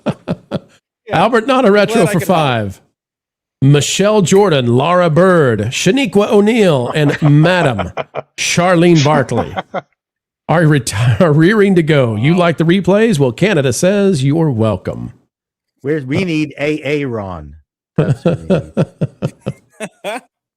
Juliet is dropping 200 jewels for a sunshine and then 1,000 jewels for a corgi. Phenomenal stuff. Do I have the ability to drop these kinds of things? Like, what is good? No, it says corgi? Can I do jewels? I don't even know how to do jewels. We got to figure this out. No, not yet. It's on mobile only. For at least one. It's Look what Paul can do. He doesn't. Hey! Paul doesn't have to spend any jewels. He just has ability. What all you got, Paul? Show us the repertoire. The repertoire includes. So I've got that, and then I got to go manually to reaction. Here we go. We can go that one, which you just saw. Okay. Aw, he's a little gray rain cloud. That's right. Then you've fireworks. All right, Katy Perry. What else you got? Oh, and the balloons. How do you make the balloons happen if you're just, I have to sign, double peace sign makes the balloons come up. Command. Okay, which is the fireworks? Can do a little whoop whoop, and it's the balloons. Oh, what did you do? Whoa, where did those come from, Paul? We've talked about this. That was the hands below the desk. Paul, that's a CNN thing. We don't do that here, okay? Listen, this is the benefit of having a silicon Mac. It's apart from Paul, being able to run AI. When that happens, we don't brag about the silicon and where it might. That's right. No, not silicone. Oh, silicon. Okay, we understand now. We're good now. It's late night, right? That's right. Jonas will get me later. Paul Duddleston has dropped 550 jewels. Stay hydrated, my friends, and stay thirsty. Paul 12,000 for $2. Wilton sent us to an offline stream. LOL. Hi all. Part of the course for Wilton, I would say. It's about right. Go fund yourself, Bob. Let's see here. We got Paul 12,000 again for 2. Anyone tried rescuing Wilton from the mob yet? No, we hope there is a mob, and we hope it is a vicious mob right on his heels. There has been money paid to see Wilton destroyed. I don't know how that's going to go, but Lauren, you are going to be shaved at some point in the next month, and we're going to try to do that for charity. We've determined this is going to. How are we going to do this? Because you accepted the money, sir. You must be shaved. Yes, I understand. Lauren accepted the money. The money came in, and Lauren said he would be shaved. He would be a shorn Lauren for sure. Look, I understand this, but you have not previously put a date to it. You have said that you wanted to do it for charity. My question is, if we're doing it for charity and you're wanting to do this like on a live stream, I'm assuming you're going to want to have a camera on me as it's done. How are we going to do that? Well, hold on a second. Now, has Lauren Jr. ever been on camera before on the show? I don't think so. Maybe he may have no. come in and hugged me once or twice. I don't know. Would you trust him with a razor? No, I would not. Not even your own flesh and blood with a razor to your flesh and blood? He's not good with a razor to his flesh and blood. Especially your own flesh and blood. Huh. Yeah, Man. it's like I have to advise him to go back and correct his shaving every time he tries to shave. He's very new to this. Well, listen, this gives you a chance. He might miss some spots and, advantageous to you. Yeah, he can also get overly aggressive on some other spots, and I'm not interested in having to have him deal with the trauma of me needing medical care. Lauren, we're trying to watch Chato drink his drink, okay? Would you calm down for a minute? Paul, what are you drinking now? Coffee. Anything special with the coffee, Paul? No, there's nothing in it, but it's it's in a nice porcelain cup, which always makes. Do you guys believe that drinking certain warm fluids out of compatible containers makes it more enjoyable? That is the most unappealing way to say that, and yes, I agree. Lauren, you could go to the barber shop and have your son recorded. Yeah, could do that. So like on a cell phone? Is that what you want to have happen here? Well, why not? Cell phones will record really high quality. Yeah. Okay, I thought you were going to want to do it live. If you're okay with the recording, then I suppose that could work. I think we can live stream it. I think we can live stream it from the barbershop. Okay. That may be trickier because I'd have to clear that with the barbershop and the other people in the barbershop. No, the barbershop's going to love this. And we're going to promote them, depending on how they do. I mean, if you don't make it through it, probably can't really help them with that, but If you don't make it through it, what's going to happen to Lauren? just saying, I mean, it's a lot of hair. It's where all my power comes from, Wiz. It's like once you shave my head, suddenly I lose all of my power. He's reverse Samson. It's all in the front. So, we'll figure it out. Paul, you got your money's worth. No slacker for $4.99. I still have my entire collection of Spider-Man comics from the 70s and 80s. Well, I just finally... 60s. Oh, here we go. One-upsmanship right there. Very nice. 1966, I believe. I just found, I've been looking for this forever. I need to finish in the studio putting up the comics. I've got a wall of comics by Chuck Dixon. And I finally found the stash, the 90s stash of hundreds of those comics. And so, I can get back on it. I'm looking forward to it. Parmis Dax, 350 jewels. It's a finger heart. Finger heart. Douglas number 5. Marv activated the camera effects accidentally. It was hilarious due to his frustration. I was on that stream, and it was hilarious because he kept accidentally setting stuff off.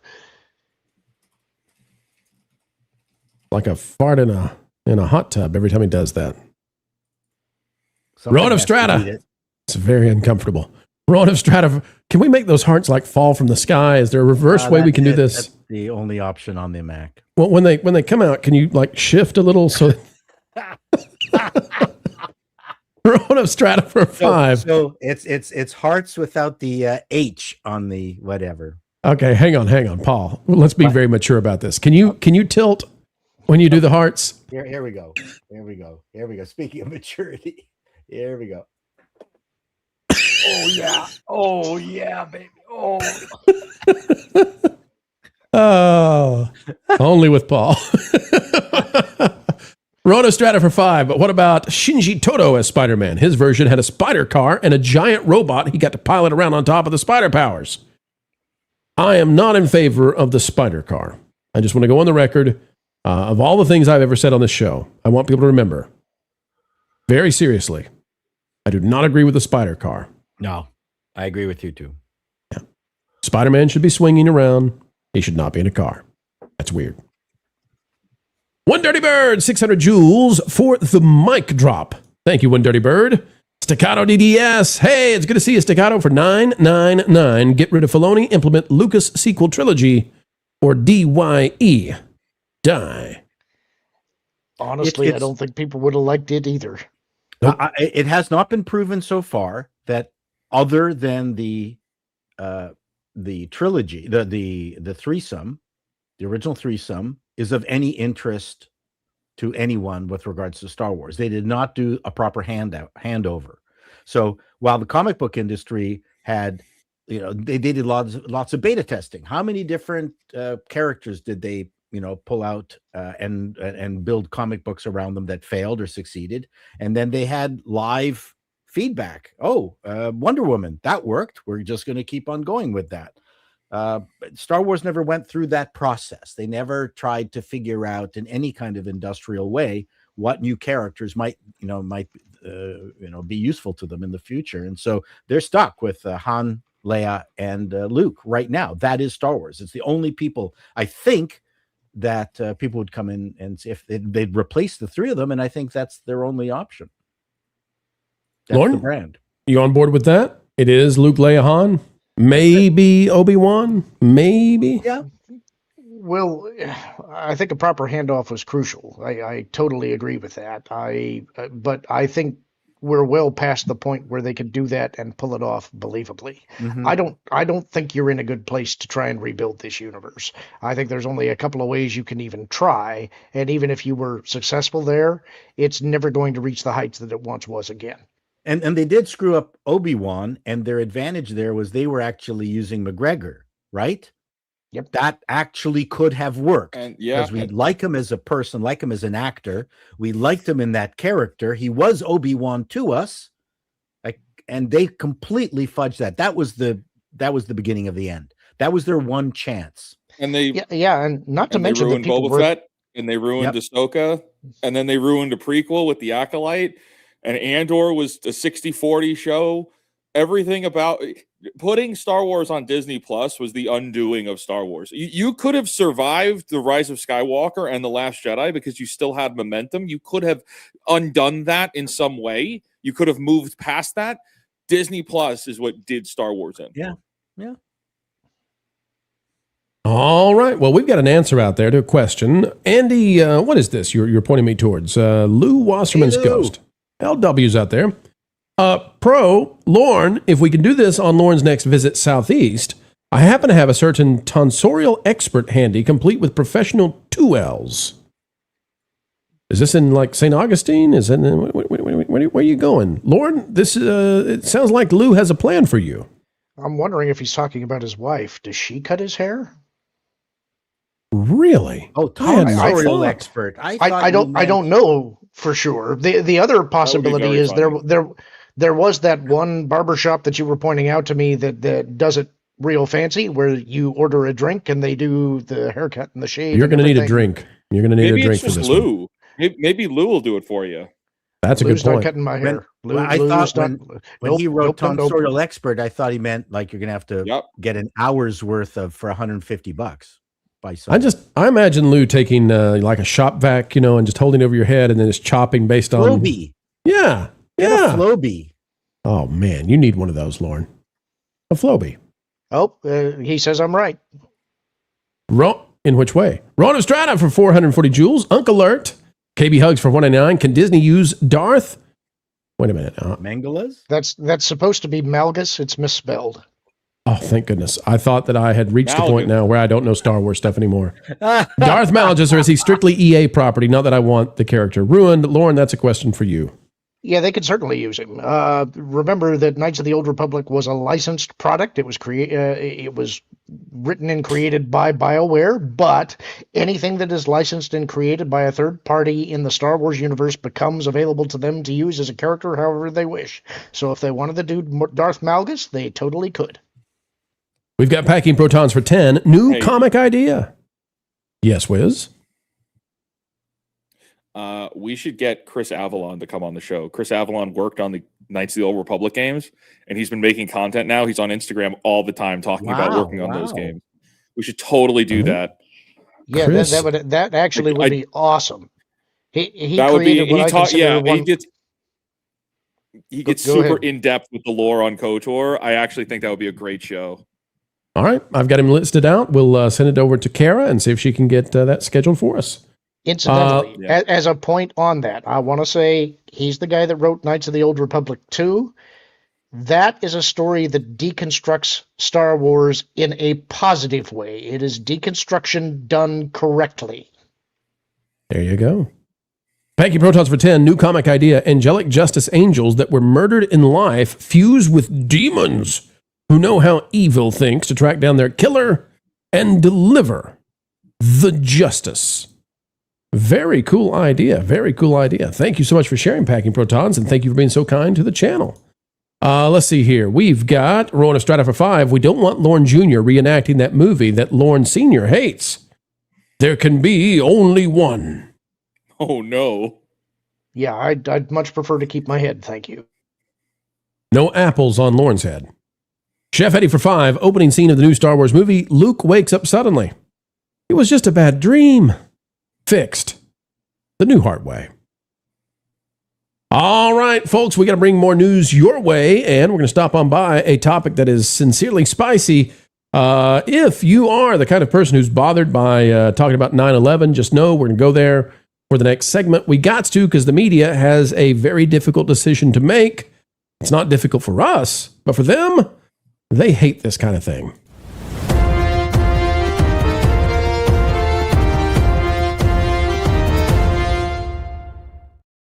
The media are in a panic. And the reason? Because they are very worried they're going to have to show 9/11 families turning their backs on the communist mayor. They say he's socialist. I don't agree. The communist mayor of New York City, Zohran Mamdani. This is out of CNN by Gloria Pasmino. New pain for some 9/11 families as New York's mayor finds himself in commemoration controversy. Now, ladies and gentlemen, if you saw the clip we played a couple of days ago of Mamdani in the mosque, there's plenty of controversy surrounding this guy. That was the one where he's in a service and directly afterwards they talk about deleting the infidels. Here's the article. It says 25 years after the mayor of New York City became the champion of America's grief and resilience at the time of the 9/11 attacks. That's Rudy Giuliani, the America's mayor, folks. They don't want to say his name in CNN, but we'll say it. It's Rudy Giuliani, who they've tried to lock away many times since then. Families of those killed are split on whether the current mayor should attend the annual remembrance. Mayor Zohran Mamdani, the first Muslim to hold the office, and this is the twist CNN does, they want it to be about that as opposed to what it really is, said he would proudly honor those affected by standing alongside them at ground zero, but some relatives of victims say they don't want him to be there. Quote, "I don't know if I could stomach that," Robert Hughes told CNN. Others are unhappy the focus is on the mayor, in part because of his political ideology and his identity, and not their loved ones. For Liz Miller, it is time for acceptance, not division. Quote, "Unity can represent itself as kindness and compassion towards others, even when you do think differently." Mamdani is a democratic socialist, communist, sure, who is a lightning rod, especially for those on the right, is now the subject of a petition to have him banned from ceremonies commemorating what happened. Opponents castigate him for what they say are extremist views on his support for situations in the Middle East and his criticism of other places in the Middle East, including, don't forget that Mamdani has tried to arrest world leaders, and unsuccessfully so, obviously so. You can see here out of the New York Post, Mamdani vows to be at the 25th anniversary ceremony of 9/11, but the article says he skipped the 1993 World Trade Center memorial due to the bombing months ago. Rich Calder writing this one, and it kind of brings the hypocrisy here, right? Because, well, it says Mamdani, who was photographed last year grinning ear to ear with a Brooklyn imam who was an unindicted co-conspirator in that bombing, sent one of his deputies to that particular memorial instead. Good job, New York Post. Whereas CNN didn't want to say this at all, at least the New York Post is daring go there.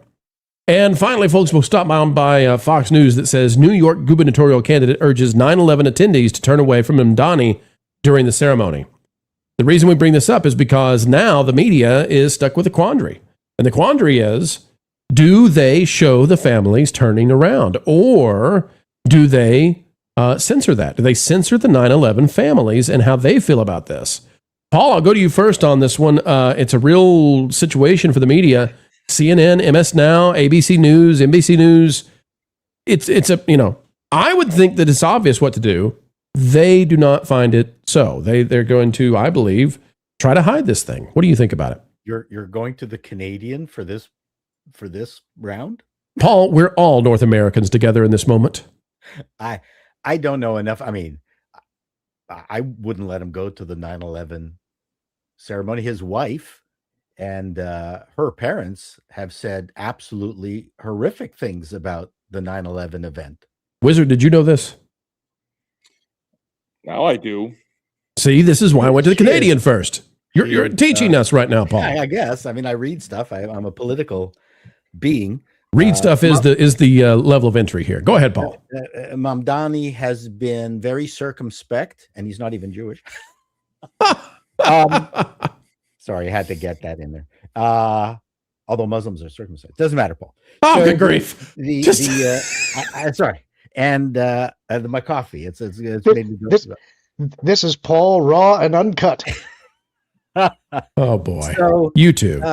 You know, he has been very careful about not seeming too radical until things change and he can take over the country.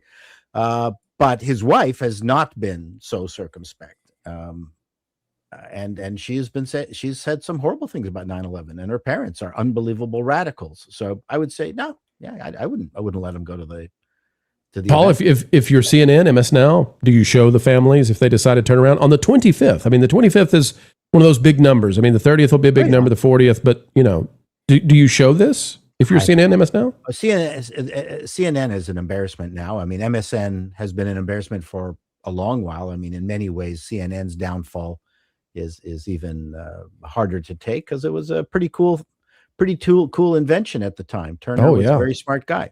Yeah. Larry, but now it's terrible. I don't watch CNN. It's painful, and I'm a Canadian, and I'm not even a Republican. There you go.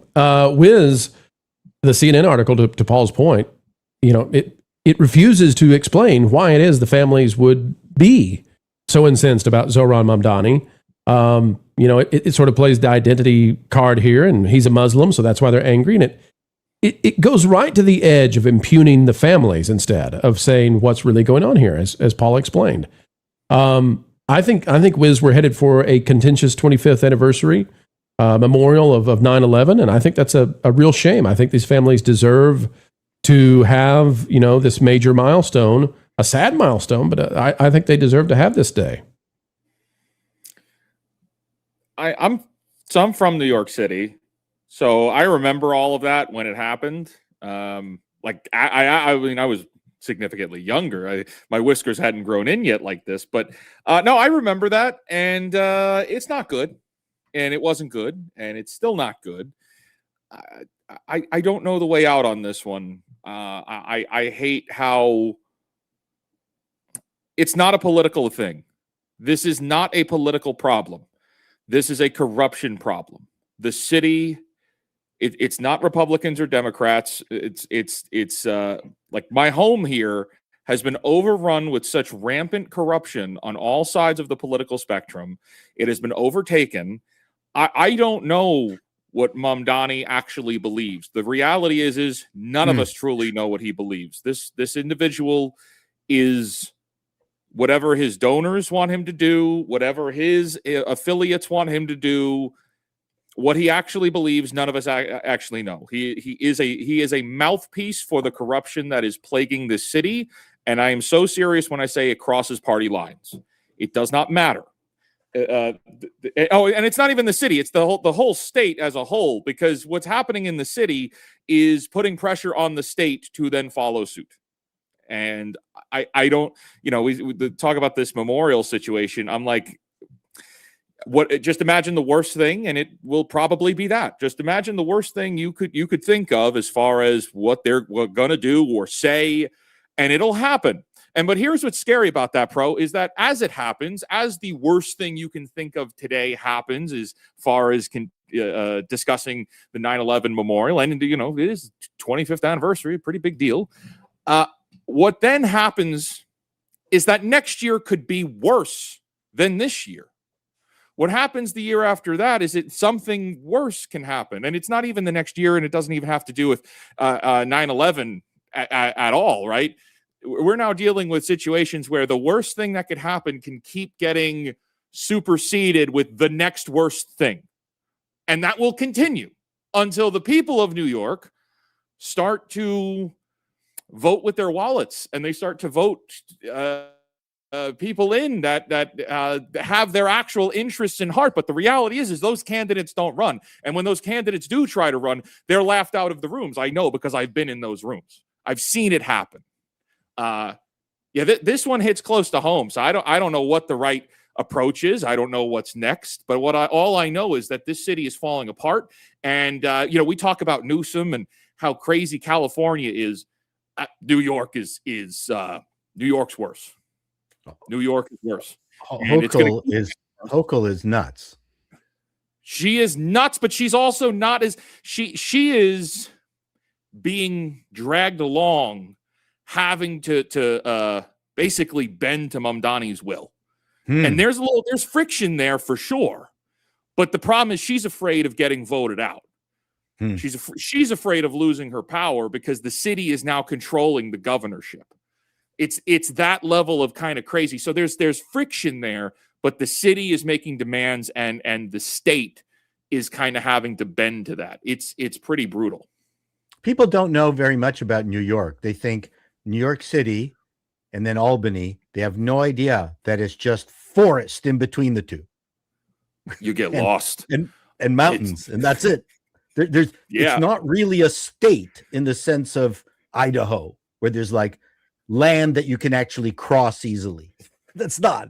You've got New York, forest and mountains, and Albany. There you go. Maybe Lake Louise. Yeah. I don't know. There's a couple of towns in there, and it's a people and lots of deer and terrible winters. But it's people don't understand that. No, I've heard there are waterfalls somewhere, but I'm not sure about that. Yes, you've got there's a fabulous park you've got there. The what's it called? Starts with L. If you run this bit this long and then you say Niagara, I am going to forbid you from coming back on the show. No. My brain is gone. 72-year-old brain. It's gone. We were there. We camped. It's a fabulous state park. Letchworth.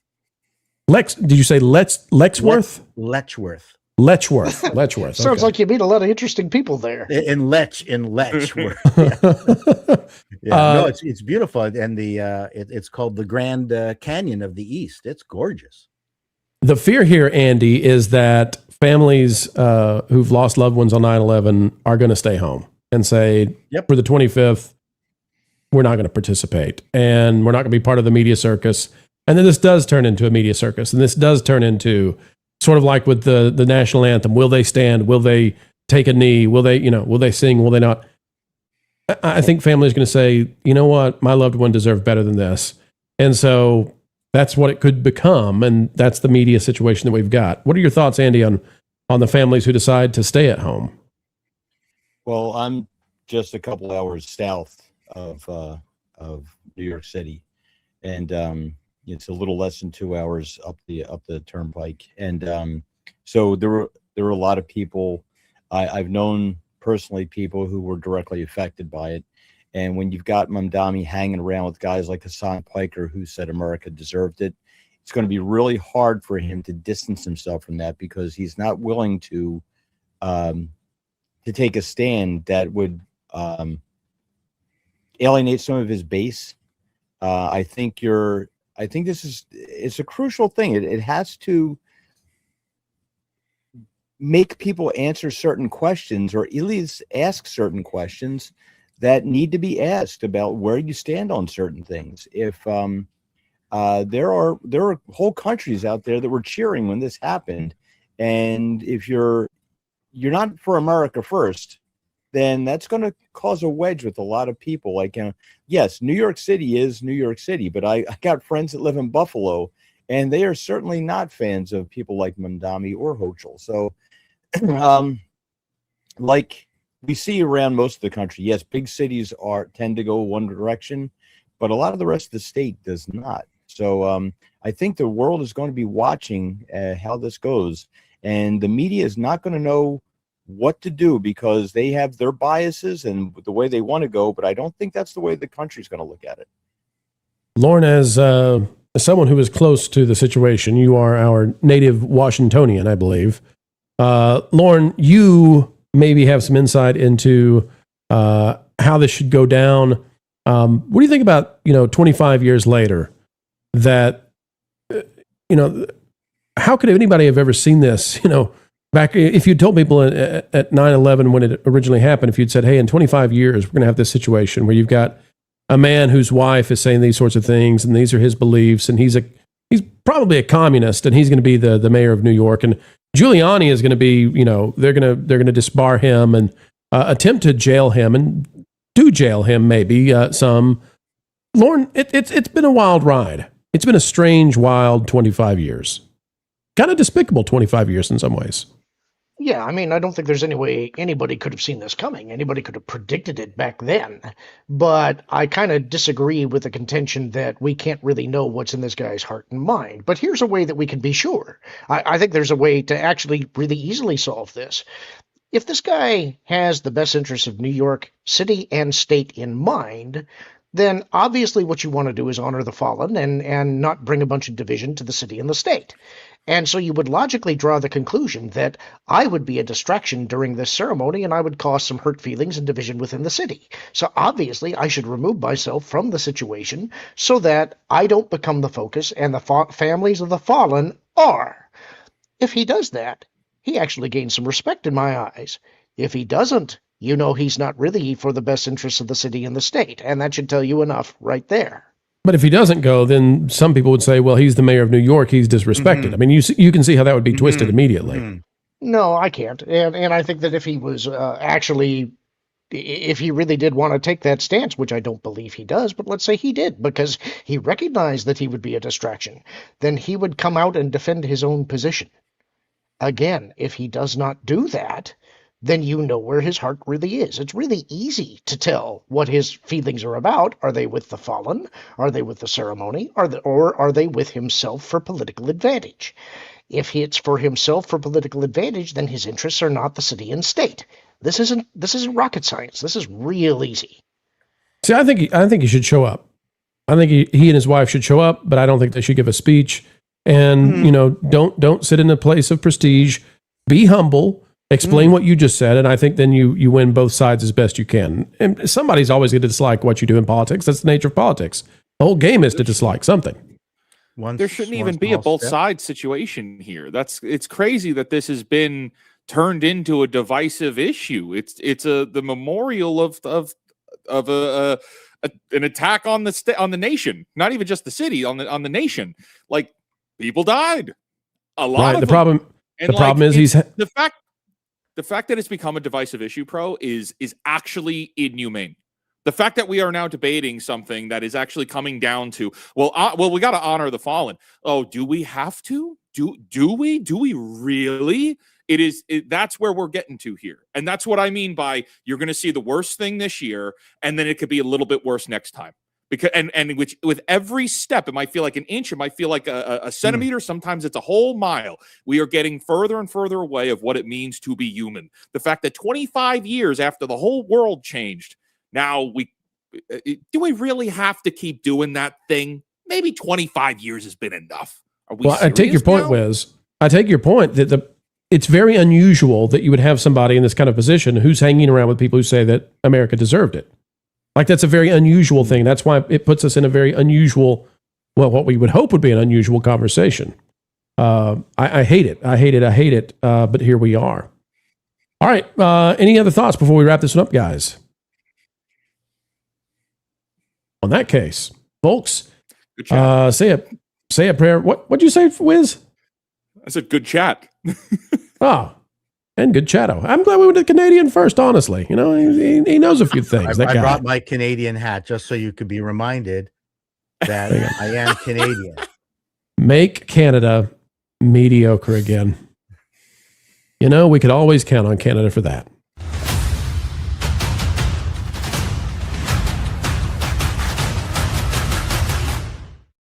I want to know something, Paul. Yes, sir. Why is it that Canada is said to be, one of the nicest countries on earth, and yet you guys produce comedians like crazy, and comedians have to be sort of acerbic folks. You guys have to have a sort of, there's a bit of bite to what you say. So how is it that the nicest place produces so many comedians, so many funny guys? Well, there's all sorts of comedians, nice ones and acerbic ones, and then you've got this new Canadian, Ben Bankus, who's extremely controversial. I don't know if you've had a chance to see him, but he is being called the most racist comedian around. I don't know if you've seen him. Oh my God, is he funny? We should have him on the show. Is that what you're saying? We'll definitely survive on YouTube if we get him on the show. He can behave, I think. I mean, he's Canadian. He can be told to. He'd be great. He's very, very funny, and a great supporter of America, by the way. I mean, he really does wave the American flag. But I don't have an answer for that. I think we have, Canada has been in between the UK and the United States, and stand up was basically invented in the United States, right? And then you had pantomime and sketch comedy happening in the UK, and we kind of merged all that stuff. I mean, we have nothing else to offer but comedy. I mean, listen to the list here. I mean, this doesn't even begin to cover it, but John Candy, Jim Carrey, Dan Aykroyd, Mike Myers, Norm Macdonald, Russell Peters, Howie Mandel, Rick Mercer, Mae Martin, and we won't hold Seth Rogen against you. So... And don't forget Max Sennett, who created the Keystone Cops and a lot of the silent movie comedy. That he was from Montreal. Rick Moranis is also Canadian, right? Yep, Rick Moranis is. I mean, my gosh, you got all of them. You got the full deck of '80s comedians. Hayden Christensen's Canadian too. No, yes, yeah, he is. You guys are real. Darth Vader, man. All right, Darth Vader. Folks, you tell us. Tell us in the chat out there, why is this? You let us know. Chato doesn't know the answer to this, but you are the experts. You will be the Canadian comedy experts out there. I would like to know myself. Paul 12,000 for 2. The anagram of Mamdani is I Mad Man, a.k.a. the Joker. Well, that's cosmic. We've got Patrick Wright out there for 5. Hey, Paul, who would have thought that 40 years ago we'd be sitting here drinking a bottle of Chateau de Chasselas? I don't get that reference. I know people used to call me Chateau, Paul Chateau. Are you French? I like that. We're going to steal that. All right, Mr. Chateau. Packing protons for 5. Didn't Zorak have his picture taken with the 90s? Yes, he did. Packing protons. We just read that in the article. I'm sure you sent this as we were getting into it. But yes, that's part of why we're having that very uncomfortable conversation. And Wiz, you're right. It is ugly and it is unfortunate. And these are the kinds of things that cause us to have this conversation. It seems like we're in bizarro world that this guy is the leader of New York City. Albert, not a retro for 5. From what I understand, Mayor Rudy Giuliani ruined strip clubs in New York City, so screw him too. From Rudy Giuliani's perspective, it's don't screw you. You know what? That whole thing, my thought is that, a stripper with a tattoo just makes the whole affair so sordid. Snakes and funerals, remember for 6 months. 2001, never forget. 2026, forget what now? Paul 12,000 for 2. People elected for free stuff they aren't getting.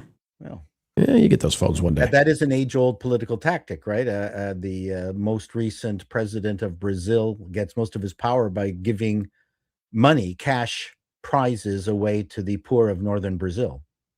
He basically buys the election. So. Yeah, they do that here too. It's called welfare. KB Hugs for $4.99. Wiz, fellow New Yorker, upstate, and law enforcement. The body politic hates us. Hates the law-abiding public, and there's a uniparty. We are betrayed. Yes. Yes, we are.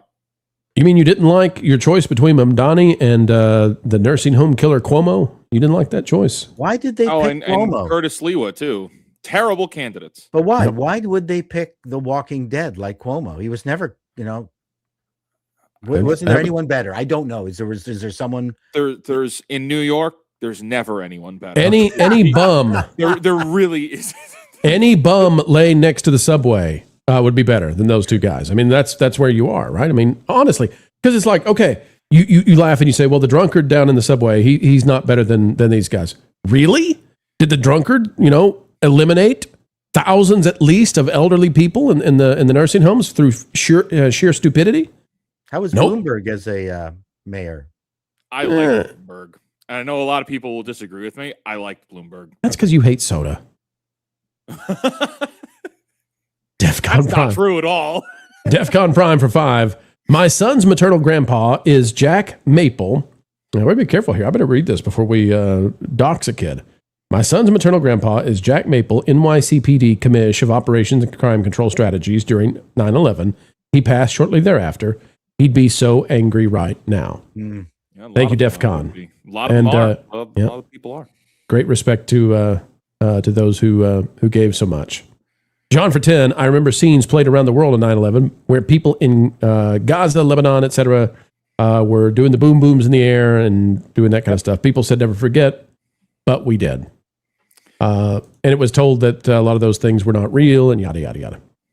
Justin, of course they were. Justin Moore. They blamed it on, today they blame it on a certain group, which I will not divulge. Yep. Justin Moore, 250 joules, MVP. DEFCON Prime for 2. By the way, Selleck character on Blue Bloods is based on him. Ah, that's neat. Didn't realize that. Very cool. I hate to say this, wasn't Blue Bloods just canceled? Well, it's been around for a long time. The spin-off show. The spin-off. What is this? What Selleck's in something? He got angry because they just. What was that story? Do you remember? Hold on. Let me see. I want to get the name right because there was a spin-off to Blue Bloods, and I tried watching it, and it was awful. You're gonna make Tom Selleck mad at us terrible. again. Blue Bloods was good. Yeah, you're gonna make Tom No, Selleck Blue really Bloods mad was at us. good. The spin-off show, Boston Blue. Yeah, Boston Blue is awful. It is terrible. Awful. Get it right. Has not been canceled as of yet. Okay. Well, Selleck's mad about something. I saw an article that said he's mad. We'll go with that. Red Tigress, who is hopefully doing better. Red Tigress is doing some medical stuff out there for 5. To put it simply, we are at a point where we are, quote, holding out for a hero. Otherwise, go away. We need a hero, no doubt. Tigress, hope you're doing well tonight. No Slacker, 440 joules for the Uncle Alert. Thank you so much. John, member for 7 months. Canada, #1 at being north of the United States. Yeah. 4440 or die. Paul, 12,000 for 2. And Floral and Wilton, Steve in Canada. That's right. They are Canadians. And Wilton's the famous Canadian. The most. Albert, not a retro for 10. The reason we have the best bite is because, well, look at who we live next to. Don't irk the nicest guy in the neighborhood because they are the most vicious when we snap. Let's see here. Very wonderful dogs. We've got John for 5. Rush is the #1 Canadian export, in my opinion. Yeah. They really hit a new level of popularity. Great bunch of guys. I hear that after Neil Peart passed away, and they've got a German female drummer now. Yep. And she's really, really good. Yep. Yeah, like amazingly good. Well, she was touring with Jeff Beck. She's an absolute pro. I mean, you don't tour with Jeff Beck, right? And not be good. So fascinating. Yeah. So does she have the full wraparound set like Peart had? Much. Yep. Wow. Pretty much everything that Peart had, and she has her own little, added stuff in there. But for the most part, it sounds like Neil Peart. It sounds good, and it's amazing. That's one of those jobs that would be almost, like, hey, who do you want to fill in for? Who do you want to take their place? Neil Peart? Nah, I'm good. Well, they when he died, they were morose enough to say, okay, that's it, we're done, which makes perfect sense. But this opportunity happened, and Annika is brilliant, and I think it's really cool that they picked her as the drummer. We've got Paul Vider Gamer for $4.99. Glad we are covering these important conversations. Hopefully New York is able to take this whole fiasco and grow constructively from it. Love to NYC. Indeed, we love our New York friends and fam.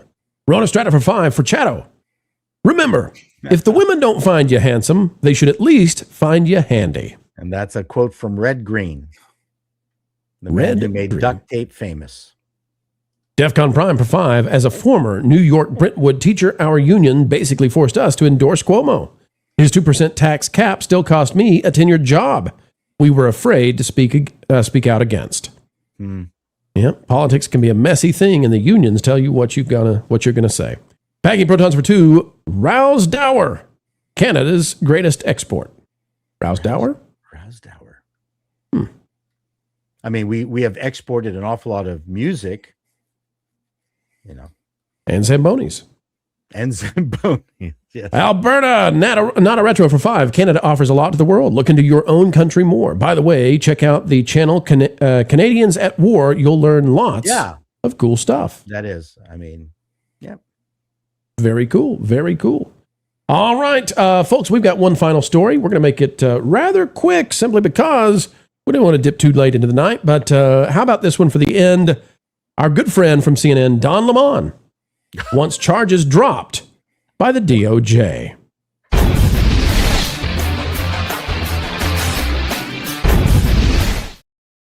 Poor Don Lemon. He charged into a church, got charged by the DOJ, and now he's demanding that those charges be dropped against him. Marvin Montanaro writing this for thatparkplace.com. Don Lemon demands criminal charges against him for Minnesota church protest be dismissed and blames the Orange Man's animus against him. Folks, whatever you might think of the Don, not this Don, President Donald Trump, I don't think he spends a minute thinking about Don Lemon. Don Lemon wants a federal judge to throw out the criminal charges against him stemming from an anti-ICE demonstration that disrupted a church service in Minnesota, with the former CNN anchor arguing that the prosecution is politically motivated because of President Donald Trump's longstanding dislike of him. Lemon's attorneys filed a motion seeking dismissal of the federal civil rights charges, claiming his prosecution violates the First Amendment and is the product of the President Trump's alleged animus towards the journalist. Yes, sure. The record could not be more clear, says his attorney, that Mr. Lemon, that's Lemon, has been a persistent target of President Trump's ire before the events in Minnesota. The case stems from a January 18th demonstration at City's Church in St. Paul, Minnesota, where they charged into the church, took over the church service, forced their way to the pastor, forced him to take an interview with them while they disrupted the whole service, yada, yada, yada. Lemon, however, claims he was reporting. He was not participating as they stormed the stage and forced this guy to talk to him. And there's video of them preparing the whole thing anyway. Now, you might say, well, this is a silly, frivolous kind of story, but folks, it actually has pretty big ramifications. So, Lauren, I'll go to you first on this one. The ramification is, this is the first time that I can recall that the DOJ has stepped in and really hold journalists to account on protests. And if Don Lemon gets off on this, then he can go right back to doing this kind of ambush journalism where you storm into a peaceful assembly of people and do whatever you want, terrorize the folks in there, and you can enjoin yourself to a group so long as you say, oh, I've got a journalist card. Then they get arrested, but you don't. You get the ratings and you get to disrupt people and torment them and all that. And then that also becomes fodder for future folks out there on YouTube and TikTok to do the same thing, all with the little journalist card, carte blanche, do whatever they want. So I think it's actually kind of a big deal here. And I hope that the DOJ and the judge keep the charges up against him. Yeah, my recollection of the event may be a little spotty, so double check what I say. But as I recall, he was recording with the group that were planning this operation in a van prior to arriving at the church. Yep. They were planning to essentially infiltrate the church, to trespass, which is being involved in a criminal act. As I recall, there are also some special laws in place for places of religious worship that makes these, I think, the charges a little stronger for invading a house of worship. They refused to leave when asked. That's trespass. He broke the law. This has got nothing to do with Trump. This is them planning, carrying out a criminal act, refusing to leave the premises when asked, and terrorizing the people inside the church. So as far as I'm concerned, he can try and loop Trump into his defense. Good luck. You still broke the law, Jack. Yeah, and the strategy here is they actually came in and filled this church and filled the entrances and exits to the point that it was very difficult for the folks in the church to leave. They didn't know what was going on. You've got all these protesters, and you could see one family trying to exit out the front with their kids. But you know, they essentially hijacked the whole thing. Andy, go ahead, Lauren. One of the thing that I recall, if I remember right, is that at this point he had already separated from his news organization, so he's acting independently here. He's not actually being backed as an official journalist. Yeah, well, not only did he separate from his, from the organization, but then he tried to pull a deal where he wanted to be on X and be paid for being on X, and he tried to hijack Elon Musk and force Elon Musk in private negotiations to give him a Cybertruck and all this crazy kind of stuff. And then Elon Musk was like, no, I'm not doing all that. And he blew up at Elon Musk. And anyway, Lemon is an unhinged kind of character. Andy, this really does matter, I think, the idea that journalists, need to be held to account. You've got to act in a civilized way. You have to work within the legal limits. Don Lemon doesn't want to do that. And then when he's held to account, when he actually gets hit with the DOJ by Harmeet Dillon and the rest, then he comes out and says, Orange man, orange man, orange man. I hope it doesn't work, Andy. Well, we've had that double standard for quite some time, and these guys have been emboldened to think that they can get away with anything. So now it's coming back to haunt them, where, like, you know, when you're getting some pushback now, and as Lauren pointed out, you broke the law. There's no gray area there. Like, you sat down, you didn't just make an accident, you make a little mistake, you planned out, you orchestrated, and you executed it. And there they were doing that thing, preventing these people from going in and worshiping the way they wanted, because they wanted to make a politically grandstanding point. He deserves everything he gets from his ego and his hubris, being so inflated that he thinks he could get away with it just because he's Don Lemon. Well, guess what, Don? You wanted equality, you've got equality. You're just as liable to everyone else who breaks the law. Absolutely. Now, I want to show you how the others in that group, we watched the video. Everybody's seen the video now. If you're watching, if you're listening, sorry, we can't narrate for you, but they storm the church, they take it over, they block people from exiting. I want to show you the ones in this group who don't have journalist cards, what their defense is. Get ready for this. It's just as ludicrous. And I do want to correct something that was said in the beginning. We did not rush into that church. We actually went and sat down and participated in the service. And after the pastor prayed, that is when I stood up and asked him a question in response to his prayer. And then he responded to me. And then I proceeded to ask him about Pastor David Easterwood and how is it possible for him to serve as both the pastor and the director of ICE for Minnesota. And instead of responding to me, as soon as I said the name David Easterwood, the pastor said, "Shame, shame." And that is when I led us in chants, "Justice for Renee Good" and "Hands Up, Don't Shoot." So I want to clarify that. We didn't rush in. We didn't bust in. We were a part of the service until I got up and posed that question to the pastor. All right. And obviously, I'm not going to dispute your saying what happened. I'm merely describing how CNN is describing it. I obviously wasn't. She won't dispute it, Wiz. She won't dispute it. But we've seen the video, Wiz, and so that's the best they've got. The best defense they've got, for the non-journalists is, "Oh, well, you were just participating in the service." The reality is this was planned, orchestrated. They have the video, and they all marched in and blocked people from exits and that sort of thing. Meant to just, torment these people as they're gathered together. Of course. Can you say you're surprised at this point? I don't know. But I like the spin. I do like the spin. We're still getting a little bit more of the spin. Like it's got to continue on, despite the fact that we do have all the recording, we do have all of the evidence. This was all planned, as you said. I mean, everything she just said has been debunked, right? It's all been debunked. But I'm glad where she's not going to dispute it on the air, and we're going to still entertain this individual coming on and making this a story.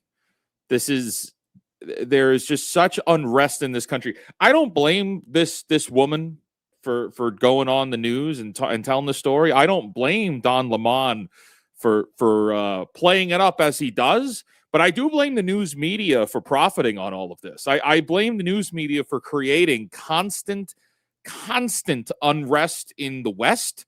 I don't even know if you could say in the United States. It's just across the board. The news media, whether it's Fox News or CNN or whatever it may be, across the spectrum, specifically and only there to make you as upset as possible. We are not talking about truths. We are not talking about facts. We are talking exclusively about feelings and how things make you feel. And their intention is to make you feel rage and unrest and unhappiness in your own country. And this is not just an American problem. This is a serious media control problem.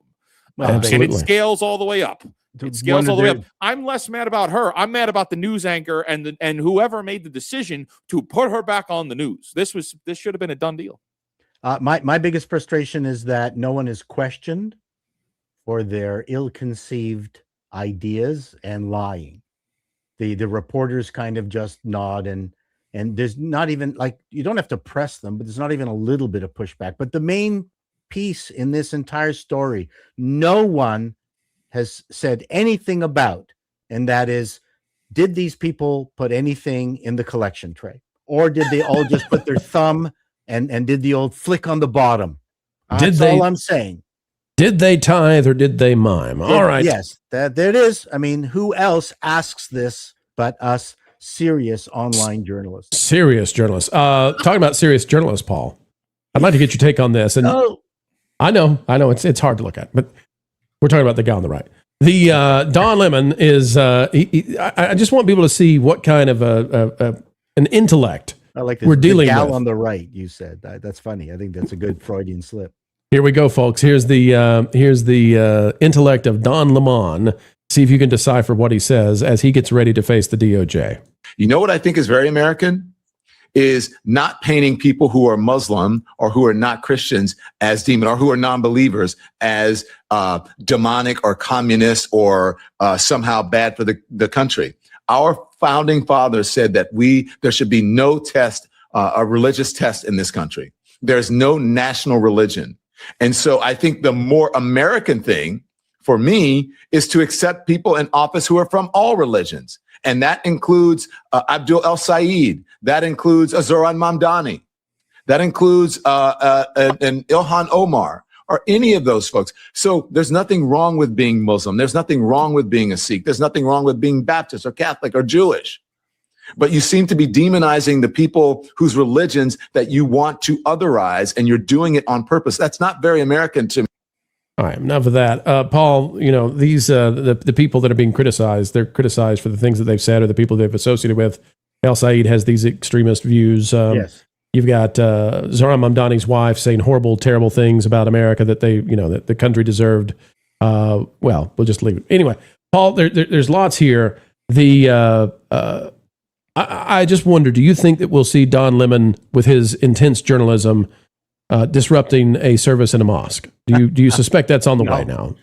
I don't think that's going to happen. I don't think he's going to be disrupting anything. He has fallen from such a high height to just and when you were talking about Musk and X and Don, it was, I believe, Musk asked him to come on X because he still had some clout. He was a star, and Lemon completely blew it up with that stupid interview. And Musk said, "Well, F you, bye, gone." Yeah, and you're not getting your Cybertruck either. No, you're not. So I don't think it was all these little tchotchkes and extras that he wanted was the problem. It was that stupid interview where he tried to show how manly he was to go up against the fellow who is giving him potentially a job on X. But I'm not going to take that lying down. I'm going to challenge this soon to be trillionaire and take him down a notch. Where'd my job go? What happened? I hope he does that to the DOJ. Yeah, I didn't mean to question you like that. Sorry, please. Can I come back on the X, please? Please, Don, do the same to the DOJ. We're Tucker begging was you. on briefly, and he disappeared too. He immolated. They all seem to do that. Yeah, they all seem to do that eventually.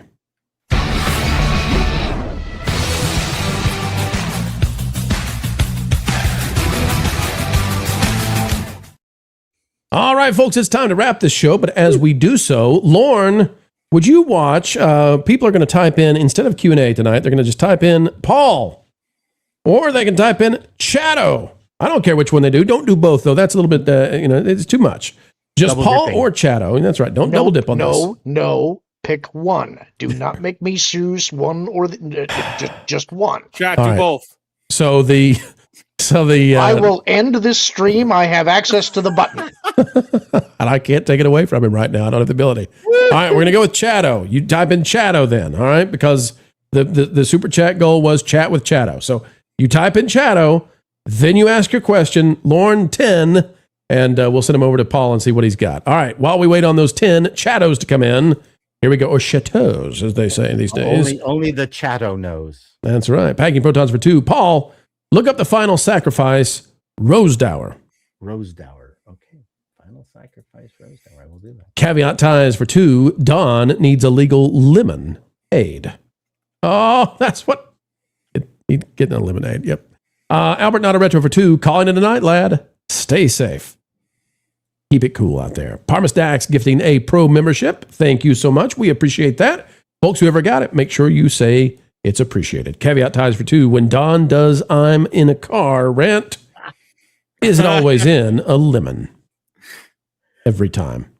Paula Vider Gamer for $4.99. Who knew a James Bond movie about an evil news corporation would be so close to the truth?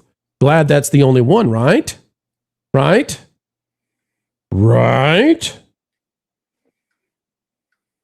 And then Juliet gifting 500 jewels. And that means we've got tulips. Tiptoe through the tulips. Retromeister for 5. A wise man once said, if fascism ever comes to America, it will come in the name of liberalism, or learn from history, or doomed to repeat it. All right, here we go, folks. It's time for your chat with Chatto. Super chat bonus. Here we go. Parmas Dax, Chatto. Will Star Trek or Star Wars survive Woke 2.0? Or as they call it, New Woke. I think, in all honesty, Star Trek properly done has a better chance of surviving and coming back to life before Star Wars. I think I agree. I agree with that. Yeah. We've got caveat ties. Chatto, tips for writers. If you are not scribbling notes at the side of your bed as you get up, feverishly coming up with ideas that pop into your head late at night, you're never going to be a writer. If you're not a scribbler, you're not going to be a writer. All right, that's a tip we got right there. From this guy, Chatto, what was your first real job? That's really interesting. My first paying job was at a gas station, Bob Shell gas station, as a gas jockey. All right. Gas. Lauren, why are you giving that face? A gas jockey? Gas Yeah, jockey. they do a little dance, play a little music while they put the gas in. No, I mean, it was 64 cents a gallon back in the day. Wow. And if it went up a half cent, because it would go up, we'd have unending complaints because the gas would stay that price for months, and then it would go up by 5 cents, and then we just had nothing but grief to deal with. But yeah, Bob Shell was a fun job. I was called the professor because I was the only person moving on to school, and it was meant as an insult. You were trying to rise up out of there. Yeah. Retromeister Chatto, is there a chance that Paramount will make more, if not better, Looney Tunes content after Coyote versus Acme, considering the Looney Tunes are the mascots of Warner Brothers? Well, that's an interesting point of view. They would be smart if they really cashed in on the cartoon characters in a way that Disney has completely abandoned their history of cartoons. I do not understand how they manage that company. Based on the reaction to the Coyote and Acme trailer, when I saw Spider-Man, the audience went nuts. Now, I know the rumor is the movie is crap, but I'm hoping that I'm going to go to it because I'm an animation fanatic and I love the characters. I'm hoping that it works. I hope it's not crap. I hope it's serviceable. I have the entire Looney Tune collection, and I even met Don. Forgot his name. The main animator for a long stretch of the Looney Tunes. What's his name? Please? Mel Blanc? No, that's the voice. The director, writer. Don. It's not Bluth. No, it's what is it? Whoever comes up with it, he was a great guy. I met him in a taxi on the way to Montreal, and he was the sweetest guy. He was, really. Is it Chuck Jones? Sorry, Chuck Jones. Oh, good grief! We could have come up with Chuck. Now we could have done. I have Don Lemelin on my brain. No, Chuck Jones was my hero, and I got to meet him, and that was. I was scrambled, but I was thinking, Chuck Jones did the Grinch and all this stuff. Like, who? Don? Who is Don? Sorry, I blew it. My brain's gone. All right, Snake and Funeral says, how would you hard reboot Star Trek, Chatto? Well, there's lots of Star Trek books out there, better ones for the most part than I think the Star Wars. There's some good Star Wars stuff, but I think Star Trek has got some better stories that other people have written, and you don't think so. There's a reason. There's a reason for it, though. Go ahead. There are some great Star Trek books, but the reason that I think that the Star Wars books are superior to the Star Trek ones is that every one of the Star Trek books required that everything end up at the exact same place that they started, and they never contributed to any kind of canon. Yeah, and I think that's bad. I mean, for me, if I was going to reboot Star Trek, I would go right back to gear porn, hard science. If you take a look at the very first series, so much of it was the communicator, the screens, the flat screens, the iPad. I mean, the sick bay. It's one of the things that they kind of forgot as each version of Star Trek, came along. I would love to do one where it's dangerous as heck.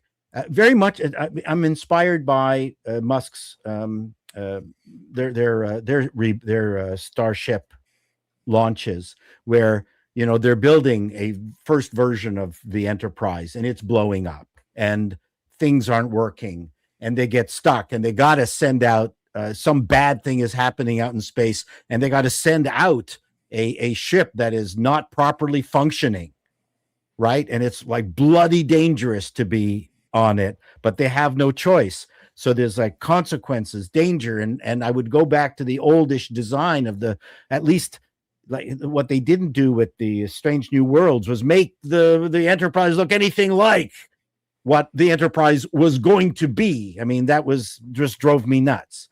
So hardcore gear porn. The first,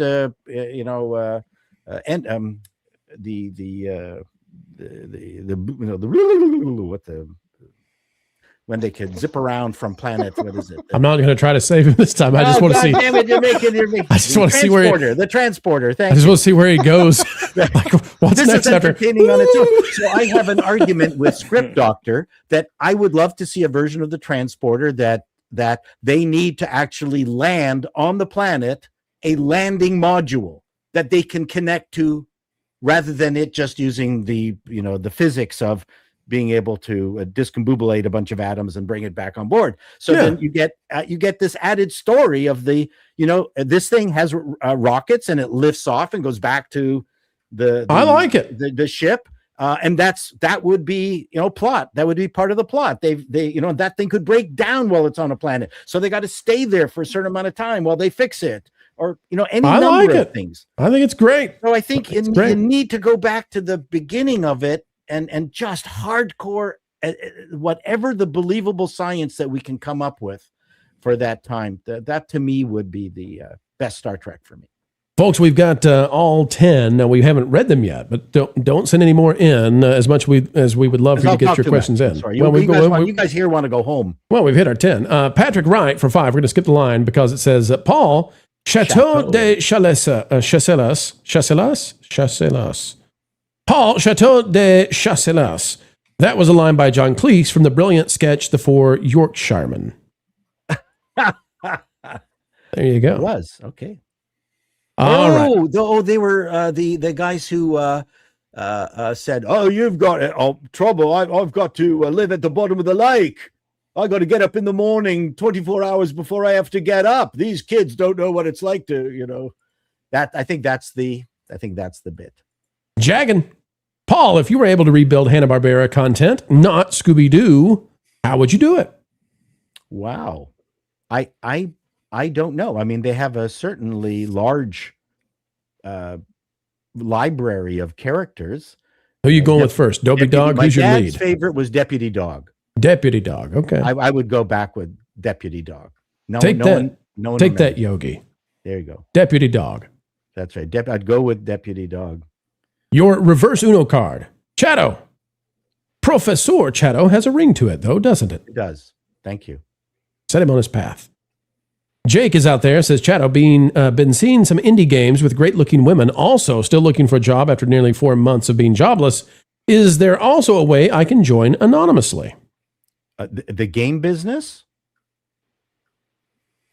I would think so, if you're making your own stuff. No, make your own side-scroller game. I'm in the middle of doing a Mr. Canoehead side-scroller, a really cheesy, bad side-scroller. And it's about time. I'm using not G code. What's it called? G. I got to remember. String. No, you said that. It's late enough that it's funny. I'm using GDevelop to develop a side scroller. We call it GDev, okay? Cool. Got a cool lingo. Please tell me that in the instructions you are not telling people to go left or right, but only port or starboard. Oh boy. I can never remember what's port or starboard. If you put them on the left and they walk towards the right, it's you don't have to say anything. You don't have to explain. It's the arrow that's keys. the joke. The left arrow key goes left. The right arrow key goes right. Really, it depends on whether the bow or the stern is. Oh, because it's Mr. Canoe Head. Yes, that's right. That's right. Right now, I'm having a hard time butting people on the head with it. I'm working out the. Wait a minute. That's the programming snafu you've hit is right overhead, and my fault. I should have known what you. Check that coffee again. Is that decaf? Are you on decaf tonight? I should add that. Starboard, hit the left button. There you go. Yeah. But it really depends on whether the bow or the stern is facing forward. You know, you can really screw people up if the canoe gets reversed. It's not. Yes, you could. True. Can a canoe be reversed? I don't. A kayak. I'm not sure. If it's on his head, it can. Well, you'll know what direction he is because I would show you the sprites for it. I would just look at his feet. That always tells me where you're pointing. Your reverse Uno card, Captain Kirk or Captain Picard. I'm going to go with Kirk because he's from Montreal. There you go. Just like all the comedians. He's from Iowa, you Philistine. That's true. Kirk is from Iowa. That's right. But the man who played him, Monsieur Shatner. He's got good hair, that guy. I like them both. There you go. I like them both. Chatto, we like having you on, and we like people to find where you are. Please share what you got going on in your channel and everything. Why should people be subscribed yesterday? Well, I try to be entertaining and do a few interesting and different things, and you can find me on Call Me Chatto, and I'm still doing this because I still enjoy it. Well, good. We hope we can continue doing that. We'll be just funny enough that it intrigues you. Will it be enjoyable or not? Just fun to be crazy. Just a little bit. And Lauren, you've got Lauren and Apollo tomorrow night. That's going to be a lot of fun. Any topic chosen, selected, pickified for Tuesday night? We've had a few suggestions made by Kip Canaveral. Last Friday, we did a show that was a suggestion of his, which was how to revive dead cinematic genres. There's a couple others that he suggested that we're kind of mulling. One is still surviving filming locations that people could visit. Another is pre-Marvel shared universes such as Toho and some other cinematic series that were all related to each other. So once I hear back from the rest of the team, we'll decide what direction we're going, but we're probably going to do one of those. Sounds good. Hey, Wiz, legend has it there was a 12-hour line to meet you at FNT, the meetup in Vegas, and that was just the very attractive ladies. You're a star, man. Yeah. Well, when you put it that way, I mean, yeah, I'm not gonna disagree there. Yeah, we had a great time out in Vegas. It was really awesome getting to meet everybody. Looking forward to doing that again. But until then, we're gonna be posting videos over here on the Real Life Fake Wizard channel and also the Fake Wizards channel, which is our review channel, just specifically for reviews on stuff. We got to see all the movies and play all the games. We might as well be posting reviews for them. So check that out. It's just Fake Wizards, and got stuff going up pretty much every day. There you go. Andy, you still hanging out with that guy from the middle of the earth? Center of the earth? Yep. I'm still enslaved down here in my workshop. So I'm working on all kinds of different things. Who could that be? Okay. Who could that be? Who could that be? Someone with a blue suit? That's right. Tweak the jacket a little bit, and this is a rough start. Like just it's looking sharp. You're getting there. You're maybe a little bit more padding in the arms, Andy. Just a little. I mean, I'm not. Maybe. All right, folks. It's time for us to skedaddle. We hope you had a great time with us tonight. More videos on the way, as well as the Pro Show tomorrow at noon Eastern. Ladies and gentlemen, click that like button. We'll see you real soon. Have a great night. Thanks for having me, guys. As always. The mainstream media just can't understand how it is we continue to do what we do. They don't realize that we are powered by you, and you are 1.21 gigawatts! 1.21 gigawatts! Folks, we've still got decades and decades left in the can. It drives the mainstream mad. Would it make you feel any better if you knew that what we're asking Matthew to do is a holy thing? You see, we're on a mission from God. We're on a mission from God.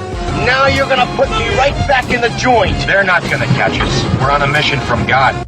So, folks, as we always say as we end each and every show here, and we mean it, keep learning, keep growing, and as always, keep having fun.